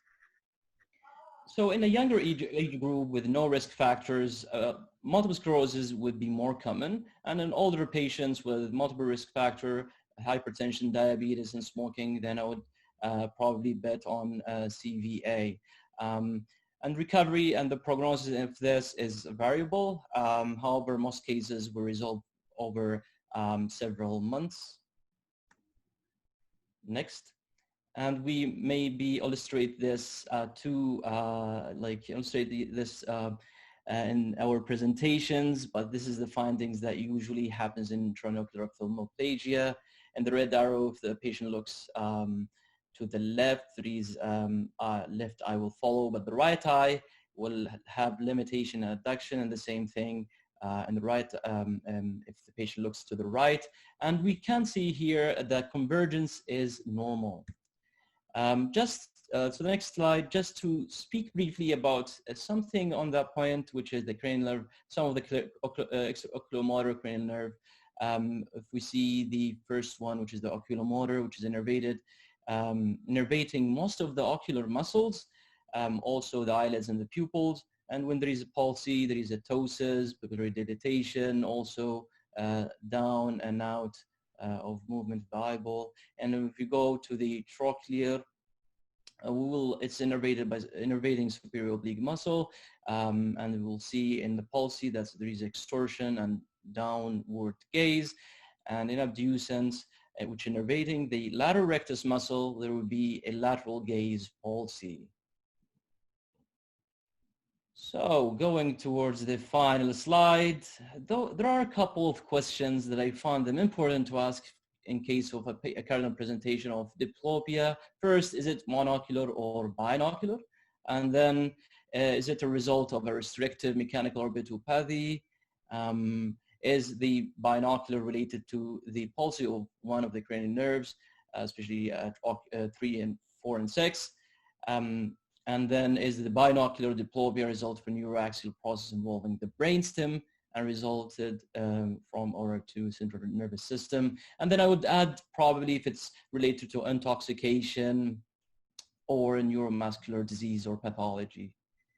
And by this, I'm finishing my slide or talk. If we go next to the references, and thank you so much. I'd like to thank Dr. Antony Robert and the chiefs, Xavier and Seth, for organizing this CPC and academic rounds. And if you have any questions, I'll be happy to answer them.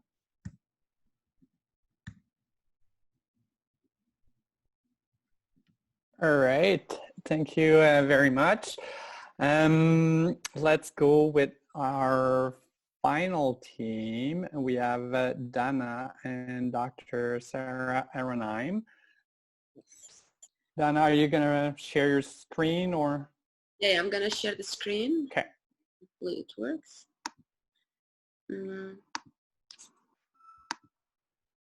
Hi everyone, it's nice to see all of you today. I'm gonna give the first presentation with the cases, and as I shared with Dr. Sara. So my case is a 50 years old female. She presented to the emergency department with 5 days history of back pain. After she came from a vacation, she was spending time in Paris. Her back pain was in the lower back. It was very severe, and it was also associated with the right leg pain. And the right leg pain initially started while she was abroad, and in there she went to the hospital and DVT studies were done. She had the report and everything was negative. So she came with the continuation of the right leg pain and the lower back pain. She also gave a history of upper respiratory tract infection that happened 2 weeks ago, and it was resolved completely. So on further questions, she never had any weakness or numbness at the time of the presentation.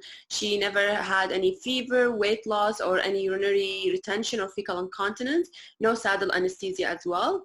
No abdominal pain, no chest pain, and no dyspnea. And there was no history of any trauma or any heavy lifting. For her past medical history, it was previously healthy. She was not on any medication, and she did not have any allergies. So continuing with the examination, she had a vital, her vital signs were within normal. She was afebrile, saturation was normal. On CNS examination, she had a steady gait. Her power was 5/5 bilaterally, upper and lower limbs. However, she did have decreased sensation of the lower limbs as well as absent reflexes in the lower limbs.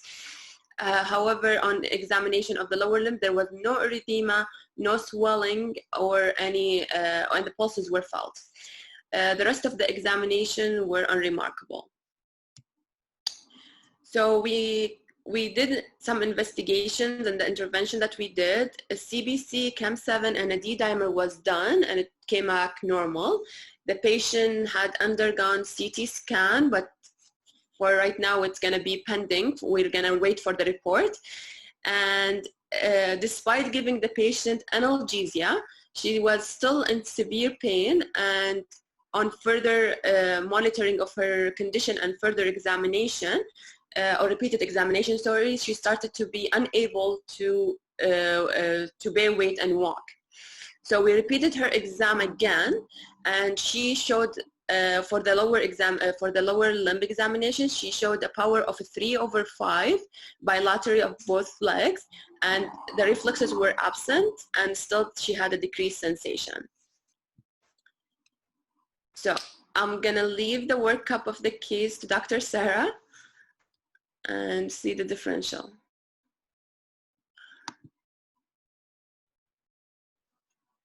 Is it working? Yes, 1 second. It's Dr. working. Arronheim. You're okay if I share my screen? Yeah. Okay. So hi, everybody. Thanks Perfect. for, yeah, you can see it? Yes, we do. Okay, so thank you for having me for this CPC. I'm excited to do this. I'm a little nervous and intimidated given how good the cases have been. For whoever doesn't know me, I'm Dr. Ahronheim. I work at the Jewish. I went through the FR program. So first of all, if I get interrupted, it's only because I have 2 very wild children and a new puppy. So just to let you know. So a basic recap of the case. So like Danah just said, this patient was back from a vacation. She had pain there, leg pain, had some investigations. And all I know is that she had negative DVT studies. Good pertinent positives and negatives were that she had no weakness, numbness, no heavy lifting, no trauma, no fever, weight loss, no urinary retention, fecal incontinence, or saddle anesthesia, all of these being very pertinent. She also had no abdominal or chest pain and wasn't short of breath. What was interesting to me was that she had a URTI 2 weeks ago while traveling, which completely resolved, which we'll go into. Exam-wise, her vitals were normal. She looked really well. Her neuro exam initially was a bit abnormal, but she was still able to walk. And then suddenly she was unable to walk, and she had decreased strength in her lower extremities from a normal exam just previously. Her lungs, cardiac, abdomen, skin were all normal. She was well perfused. She had good pulses. Initial basic labs were normal. And I asked Danah about a POCUS, but a POCUS had not been done. So that would be important to know. So there's a few things that I feel like I still need that I don't have. So there's a few more history questions I would love to ask this patient, such as, did she travel anywhere else besides Paris? Because that can lead to some of the weird and wackies that we'll talk about. Did she have any history of something like IV drug use or other exposures? And do these symptoms come and go, or is this a sudden deterioration that didn't happen before? As well, exam-wise, I would love to know if there was actually a sensory level and any POCUS findings. And finally, because she's 50, I always check a serum beta on everybody from the age of 9 to 60 at this point in the world. So I'd love to have a serum beta on this patient. So in CBC, we really, like some of the presenters have said, we try to see how an attending's mind works. So how would I figure this case out? At first, it feels like I'm completely stumped, but I can work this out in my head. So first of all, I always teach that we should make a differential that makes sense for this particular patient. So she's a 50-year-old healthy woman. I'm not looking at a 90-year-old patient on anticoagulation. I'm not looking at a child. So that helps me structure my differential. And I always try to think of the top 3 to 5 most dangerous diagnoses in emergency medicine, which are life or limb threatening. So I like to structure my impression into one line that ties the whole thing together. So in this patient, I would say she's a 50-year-old healthy female, returning from travel with a recent URTI, new back pain, markedly abnormal neuro exam with a remainder of exam that's normal and some normal preliminary labs. And after that, I would start to structure a differential. So starting out with those 3 to 5 most dangerous conditions, then I would consider other less dangerous or benign conditions if this is a possibility in the case that I'm currently looking at. And always I like to consider some zebras because we're emerge docs. It's fun. We're taught to think about zebras. And if we didn't think about zebras, we probably wouldn't be a good enough emergency physician.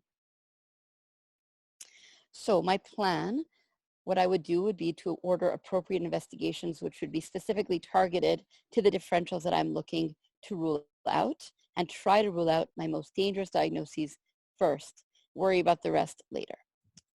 So we can also consider working up some zebras. I wouldn't work them all up, certainly, because that would use up resources that we don't have in the ER. But if something's really easy to get, like a blood test, I would consider doing it to satisfy my curiosity. I also would consider whether a workup needs to be done in the emerge or as an outpatient, whether that be specific imaging or consultants. It's really important to consider appropriate resource use when you're in the ED and not just do everything that you can do just because it's available.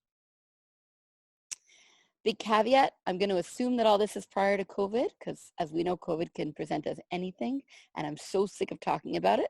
So we're just going to say this is not COVID. I'm not thinking about COVID. I'm not worried about COVID.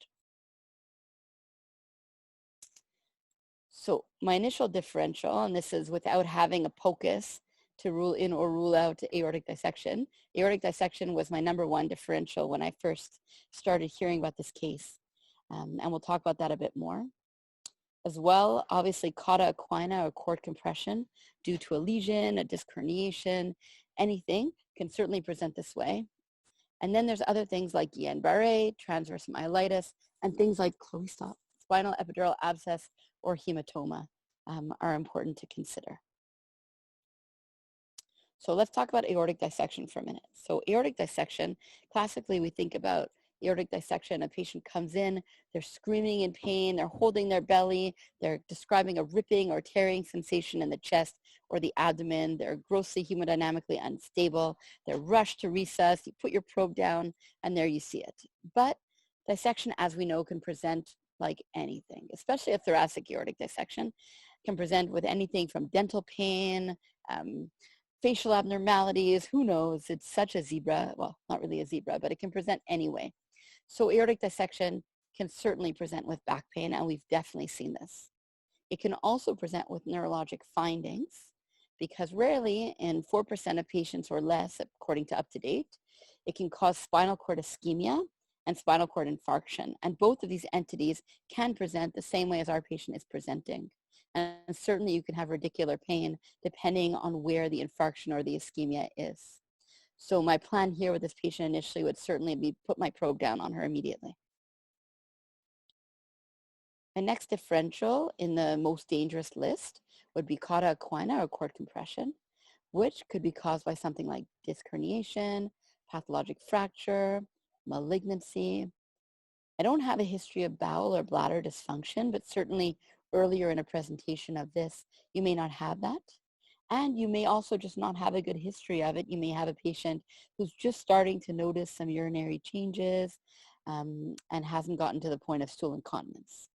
So I would go back to my patient immediately and finish my neurological exam with a straight leg raise to look for herniation. I would check for saddle anesthesia. I would check for rectal tone. I would ask my nurse to do a bladder scan and PVR, and I could also just put my probe down and look at the bladder before and after the patient urinates. And then the imaging test that I would want would be a CT of the lumbar spine or preferably an MRI, and probably of the whole spine, because if I'm worried about malignancy, there's a very high likelihood that there's multiple lesions at different levels. Although in this patient, I don't necessarily have a story for malignancy. Okay, let's talk about some other entities here, such as Guillain-Barré. So Guillain-Barré is something that certainly can present after what this patient described as an upper respiratory tract infection. So that fits nicely, often caused by infection. Usually starts out with mild sensory changes and then can present with bilateral leg weakness, absent reflexes in up to 90% of patients, so that fits well. And I didn't really realize this, but back and extremity pain is actually very common in up to 2/3 of patients in the acute phase of Guillain-Barré. That hadn't really been something that I was very aware of. And this is due to inflammation in the nerve roots. So that could fit with this patient as well. It progresses over a period of 2 weeks. And like I said, often preceded by an infection. These patients are at risk, as we know, for things like dysautonomia, tachycardias, bradycardias, respiratory compromise. So in a patient like this where it's really undifferentiated and I'm a bit concerned about something like this entity, I'd probably ask for a SAT monitor, cardiac monitor, and then consider things like an LP and an MRI or CT myelogram.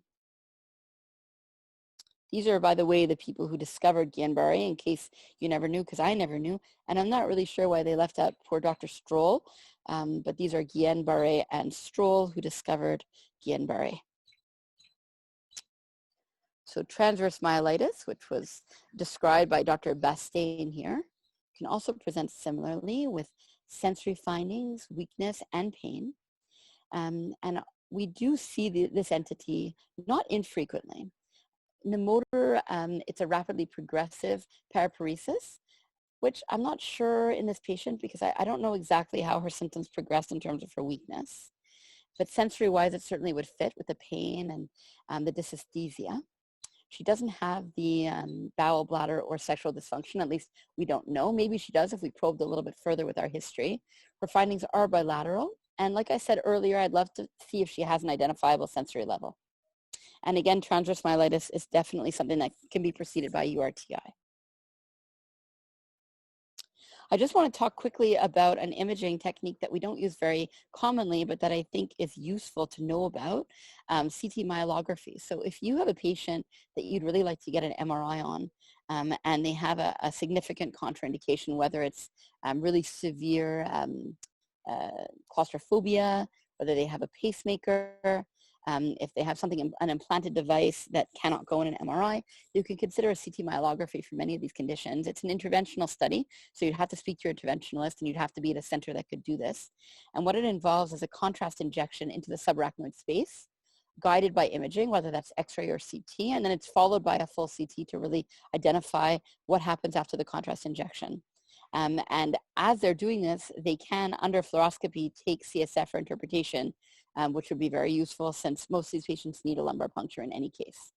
It's a really good option if you can't get an MR, so just to remember that. So I just wanted to talk about a few other possibilities in the differential. So spinal epidural abscess is something else to consider in a patient like this. Usually when I think about spinal epidural abscess, I think about fever. But in fact, if you read about spinal epidural abscess, fever is often absent. Back pain and neurodeficits are the two most common things that we see in these patients, plus or minus the fever. And up to 1/3 of these patients don't actually have an identifiable source for their bacterial infection. I also would consider a spinal epidural hematoma. Certainly this patient doesn't have a history of a spinal procedure like an LP. She's not on anticoagulation. She's not thrombocytopenic from her CBC, but it can happen spontaneously. Maybe she has an underlying bleeding diathesis that she's never been diagnosed with. I don't know if she has any history of bleeding or bruising, but we could ask. And it can happen after a minor trauma. So who knows, maybe she had a small motorbike accident in Paris that she didn't mention, or she fell. And the source of bleeding is usually venous, and it presents over days. It's sort of like a slow progression and can start with a radicular pain like her leg pain. Then as the crazy emerge doc that I am, I like to think about the weird and wackies, and I think especially residents would love to hear about this stuff. So there are some things that could present similarly, but not commonly. So neurosyphilis, interestingly, can present with meningovascular findings or spinal infarction. So it's very simple to send a VDRL if you're going to send your CSF anyways. Just put it as an X-ray in your CSF if you want, if she has a history that suggests this. And then if it's positive, you choose antibiotics. Parasites also, like schistosomiasis, can present with lower limb pain, weakness, bowel bladder dysfunction, and very easily treatable once you diagnose this. But this wouldn't be something she would have picked up in Paris. I'd probably ask her, did you travel somewhere else besides Paris? Is it possible? So it's something in my mind. Lyme disease rarely affects the cord, but can sometimes present as a picture like transverse myelitis. And spinal TB can actually cause cord compression or a myelopathy. So all of these things you can think in the back of your mind if it's a possibility in your patient.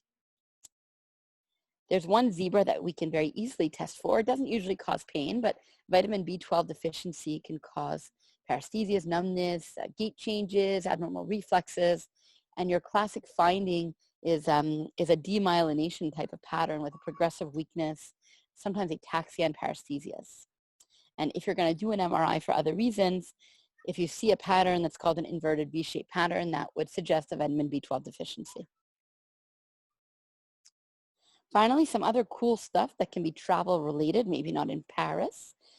Decompression sickness myelopathy is a complication of scuba diving.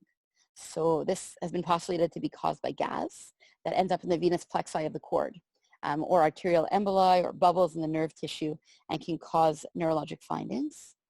And something I found called a surfer's myelopathy. I don't know if anyone's ever heard of this, but that position that a surfer is in where they're lying prone on the board and their spine is hyperextended, like in this picture, over a prolonged time can cause vascular compression, leading to acute low back pain, numbness, weakness, with no actual apparent trauma during the surfing. So just something you can always ask your patient depending where they've traveled and what they've been doing.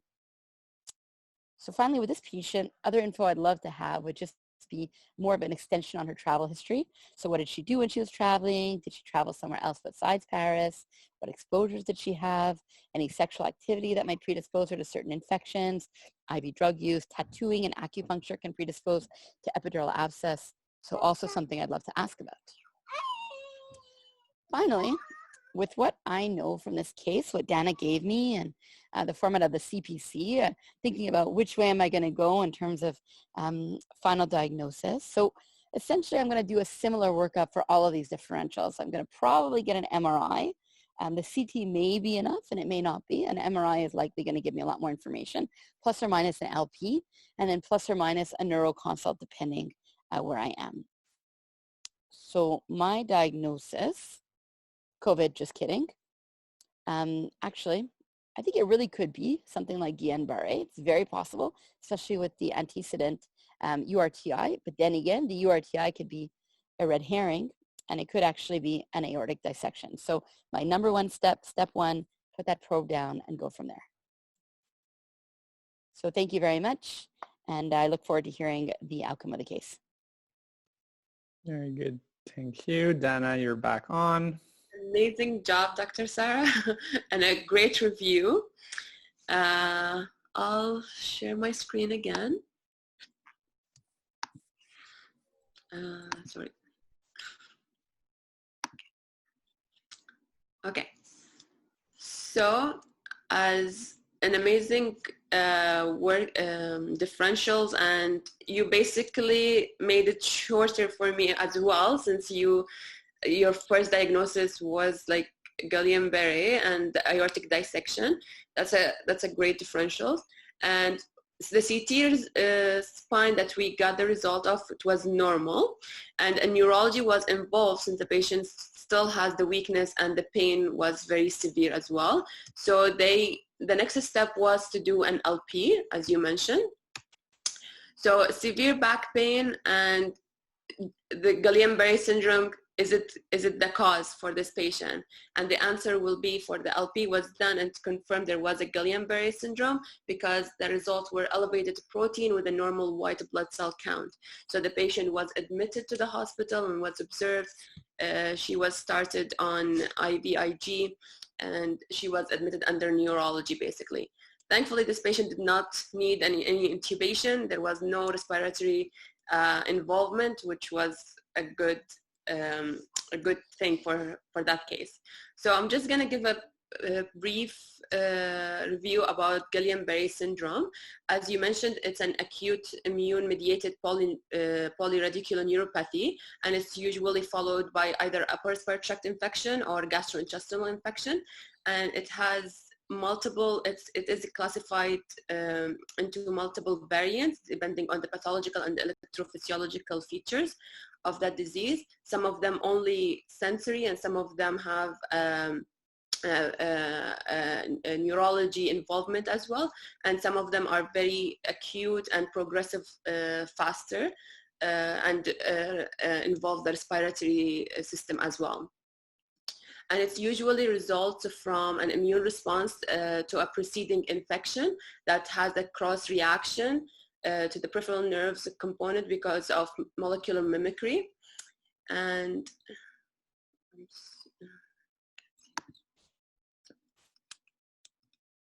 Yeah, and the immune response can be directed toward the myelin or the axon of the nerves and resulting in demyelinating and axonal forms of the GPS. As we mentioned, it's usually triggered by either Campylobacter jejuni, which is the most common form of the viruses that the infection that triggers it, or either by CMV, EBV, or HIV. There is a small percentage of patients that develop the syndrome by another triggering event, which could be immunization, surgery, trauma, or bone marrow transplantation. So how do they present? The most frequent or the most common presentation is the progressive weakness and diminished or absent reflexes, and it's usually in the legs. And there is 10% of patients that present only with the arms or facial muscle weakness. The paresthesia develops with 95% of the patients and is usually accompanied with the weaknesses. There are the severe respiratory muscle weakness. It happens in 10 to 30% of the patients, as well as the other features like facial nerve palsies happen in more than 50%, and oropharyngeal weakness in 50%, and oculomotor weakness 15% of the patient. However, for the severe pain that the patients who develop that, it happens only in 50% of the cases, and it's usually due to a nerve root inflammation. And this symptom is usually overlooked since it mimics other presentation. As we mentioned, it could be sciatic pain or just a simple muscular pain, or as we mentioned, the dissection and other cases, and usually GPS is overlooked, unfortunately, for these cases. And it usually progresses over a period of 1 to 6 weeks after the infection. And the disease progression, if it happens more than 8 weeks, it's consistent with a chronic form of the disease. And there is also the onset of symptoms may vary, although there is a rapid progressive, as I mentioned, and it could affect patients, causing quadriplegia and respiratory failure within 48 hours. So these, and it's usually associated with a poorer outcome, and it needs an aggressive intervention for these patients. So as I mentioned, how often is it missed? Actually, the early diagnosis of Guillain-Barré syndrome is often missed. It's because the failure of recognition of the features, and it's usually because they have either the paresthesia is very minimal, or we're not being vigilant to check the deep tendon reflex, or as I said, the pain mimics other presentation, either leg pain, we can think about DVT, back pain, or any nerve-like herniation or dissection, so it usually gets missed.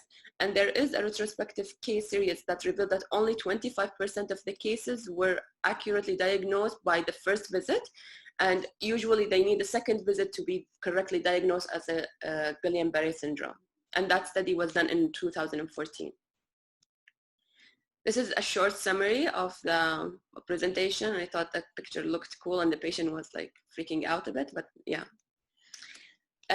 So how do we diagnose? Usually in the emergency department, the Guillain-Barré syndrome is diagnosed by the clinical presentation and the clinical features. So it's by thorough history and thorough physical examination. And the second step would be, if there is a high suspicion, then LP is to diagnose the disease. And we see albuminocytologic dissociation. And it's usually elevated protein more than 45 with a normal white blood cell count, as well as normal opening pressure. And this presentation, or this feature of the CSF, it presents in up to 66% of the patients at 1 week after the onset of symptoms. And then this is not done in the emergency usually, but electrodiagnostic findings is done either in the inpatient after admission. And how do we manage? The most important thing about these patients is that we make sure that the airways is intact, and some people will require an early intubation just as a prophylactic measures just to protect their airways. And the potential indication that we need to perform an early intubation is if they have inability to lift the head or shoulder, or the rapid onset of the symptoms. So they need to be early intubated, basically. And there is also the 20-30-40 rule for the intubation is done by spirometry if they have less than 20 ml per kg forced vital capacity, or if they have less than 30 max inspiratory pressure or max expiratory pressure less than 40. So these patients will need an intubation. And we have to avoid giving succinylcholine in these patients due to hyperkalemia, that it might result due to the upregulation of muscle acetylcholine receptors. And the second, like after we stabilize the patient and make sure that the patient is not in any respiratory distress or have any respiratory muscle weaknesses, the second step is the IVIG therapy, which is the mainstay. There is, they said that either IVIG or plasma exchange therapy. However, there is no, like they did not find any superiority of one or the other, and IVIG is said to be used as a, like it's more convenient to be used, and it's more efficacious when it started during the first 2 weeks of the symptoms. And the LP should be done before the start of IVIG because the treatment will cause an aseptic meningitis.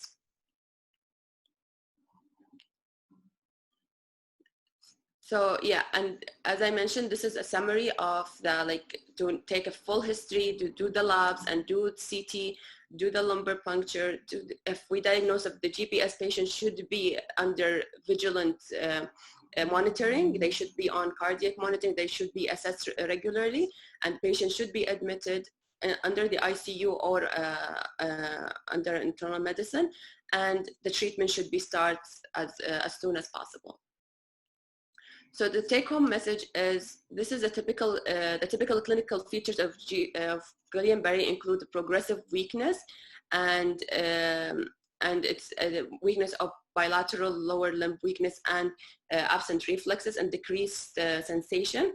However, there are multiple variants and multiple presentation of this disease, and 60% of patients present with only severe pain, so we have to be vigilant in taking history and examining of the patient, and we have to keep the GPS as one of our differential diagnoses of back pain.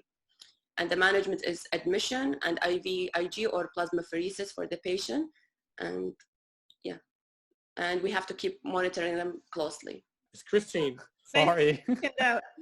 I'm stuck with a bunch of stormtroopers in the back, so I'm busy.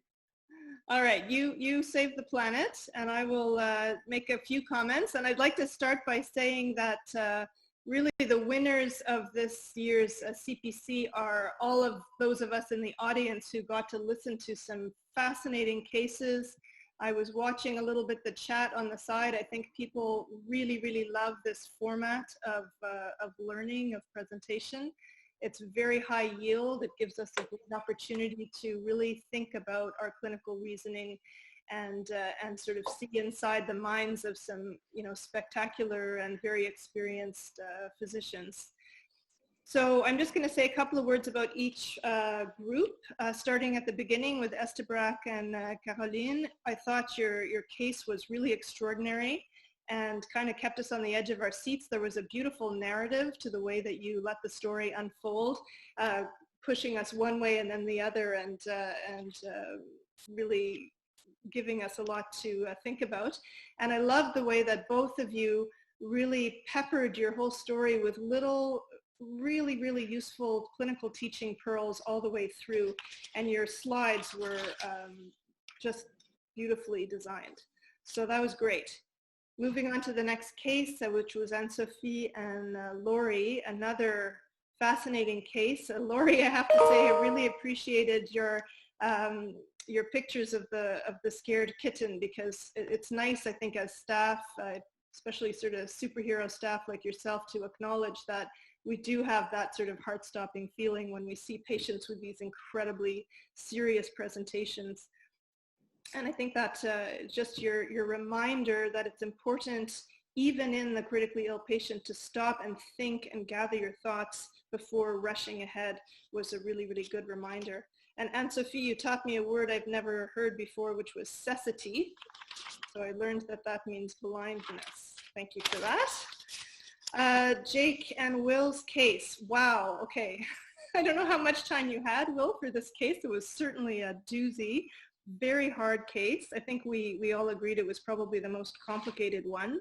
And beautiful explanation and analysis of the EKGs, which I think we all found very informative, and a great reminder of the dangers of these medications, these 1C antiarrhythmics.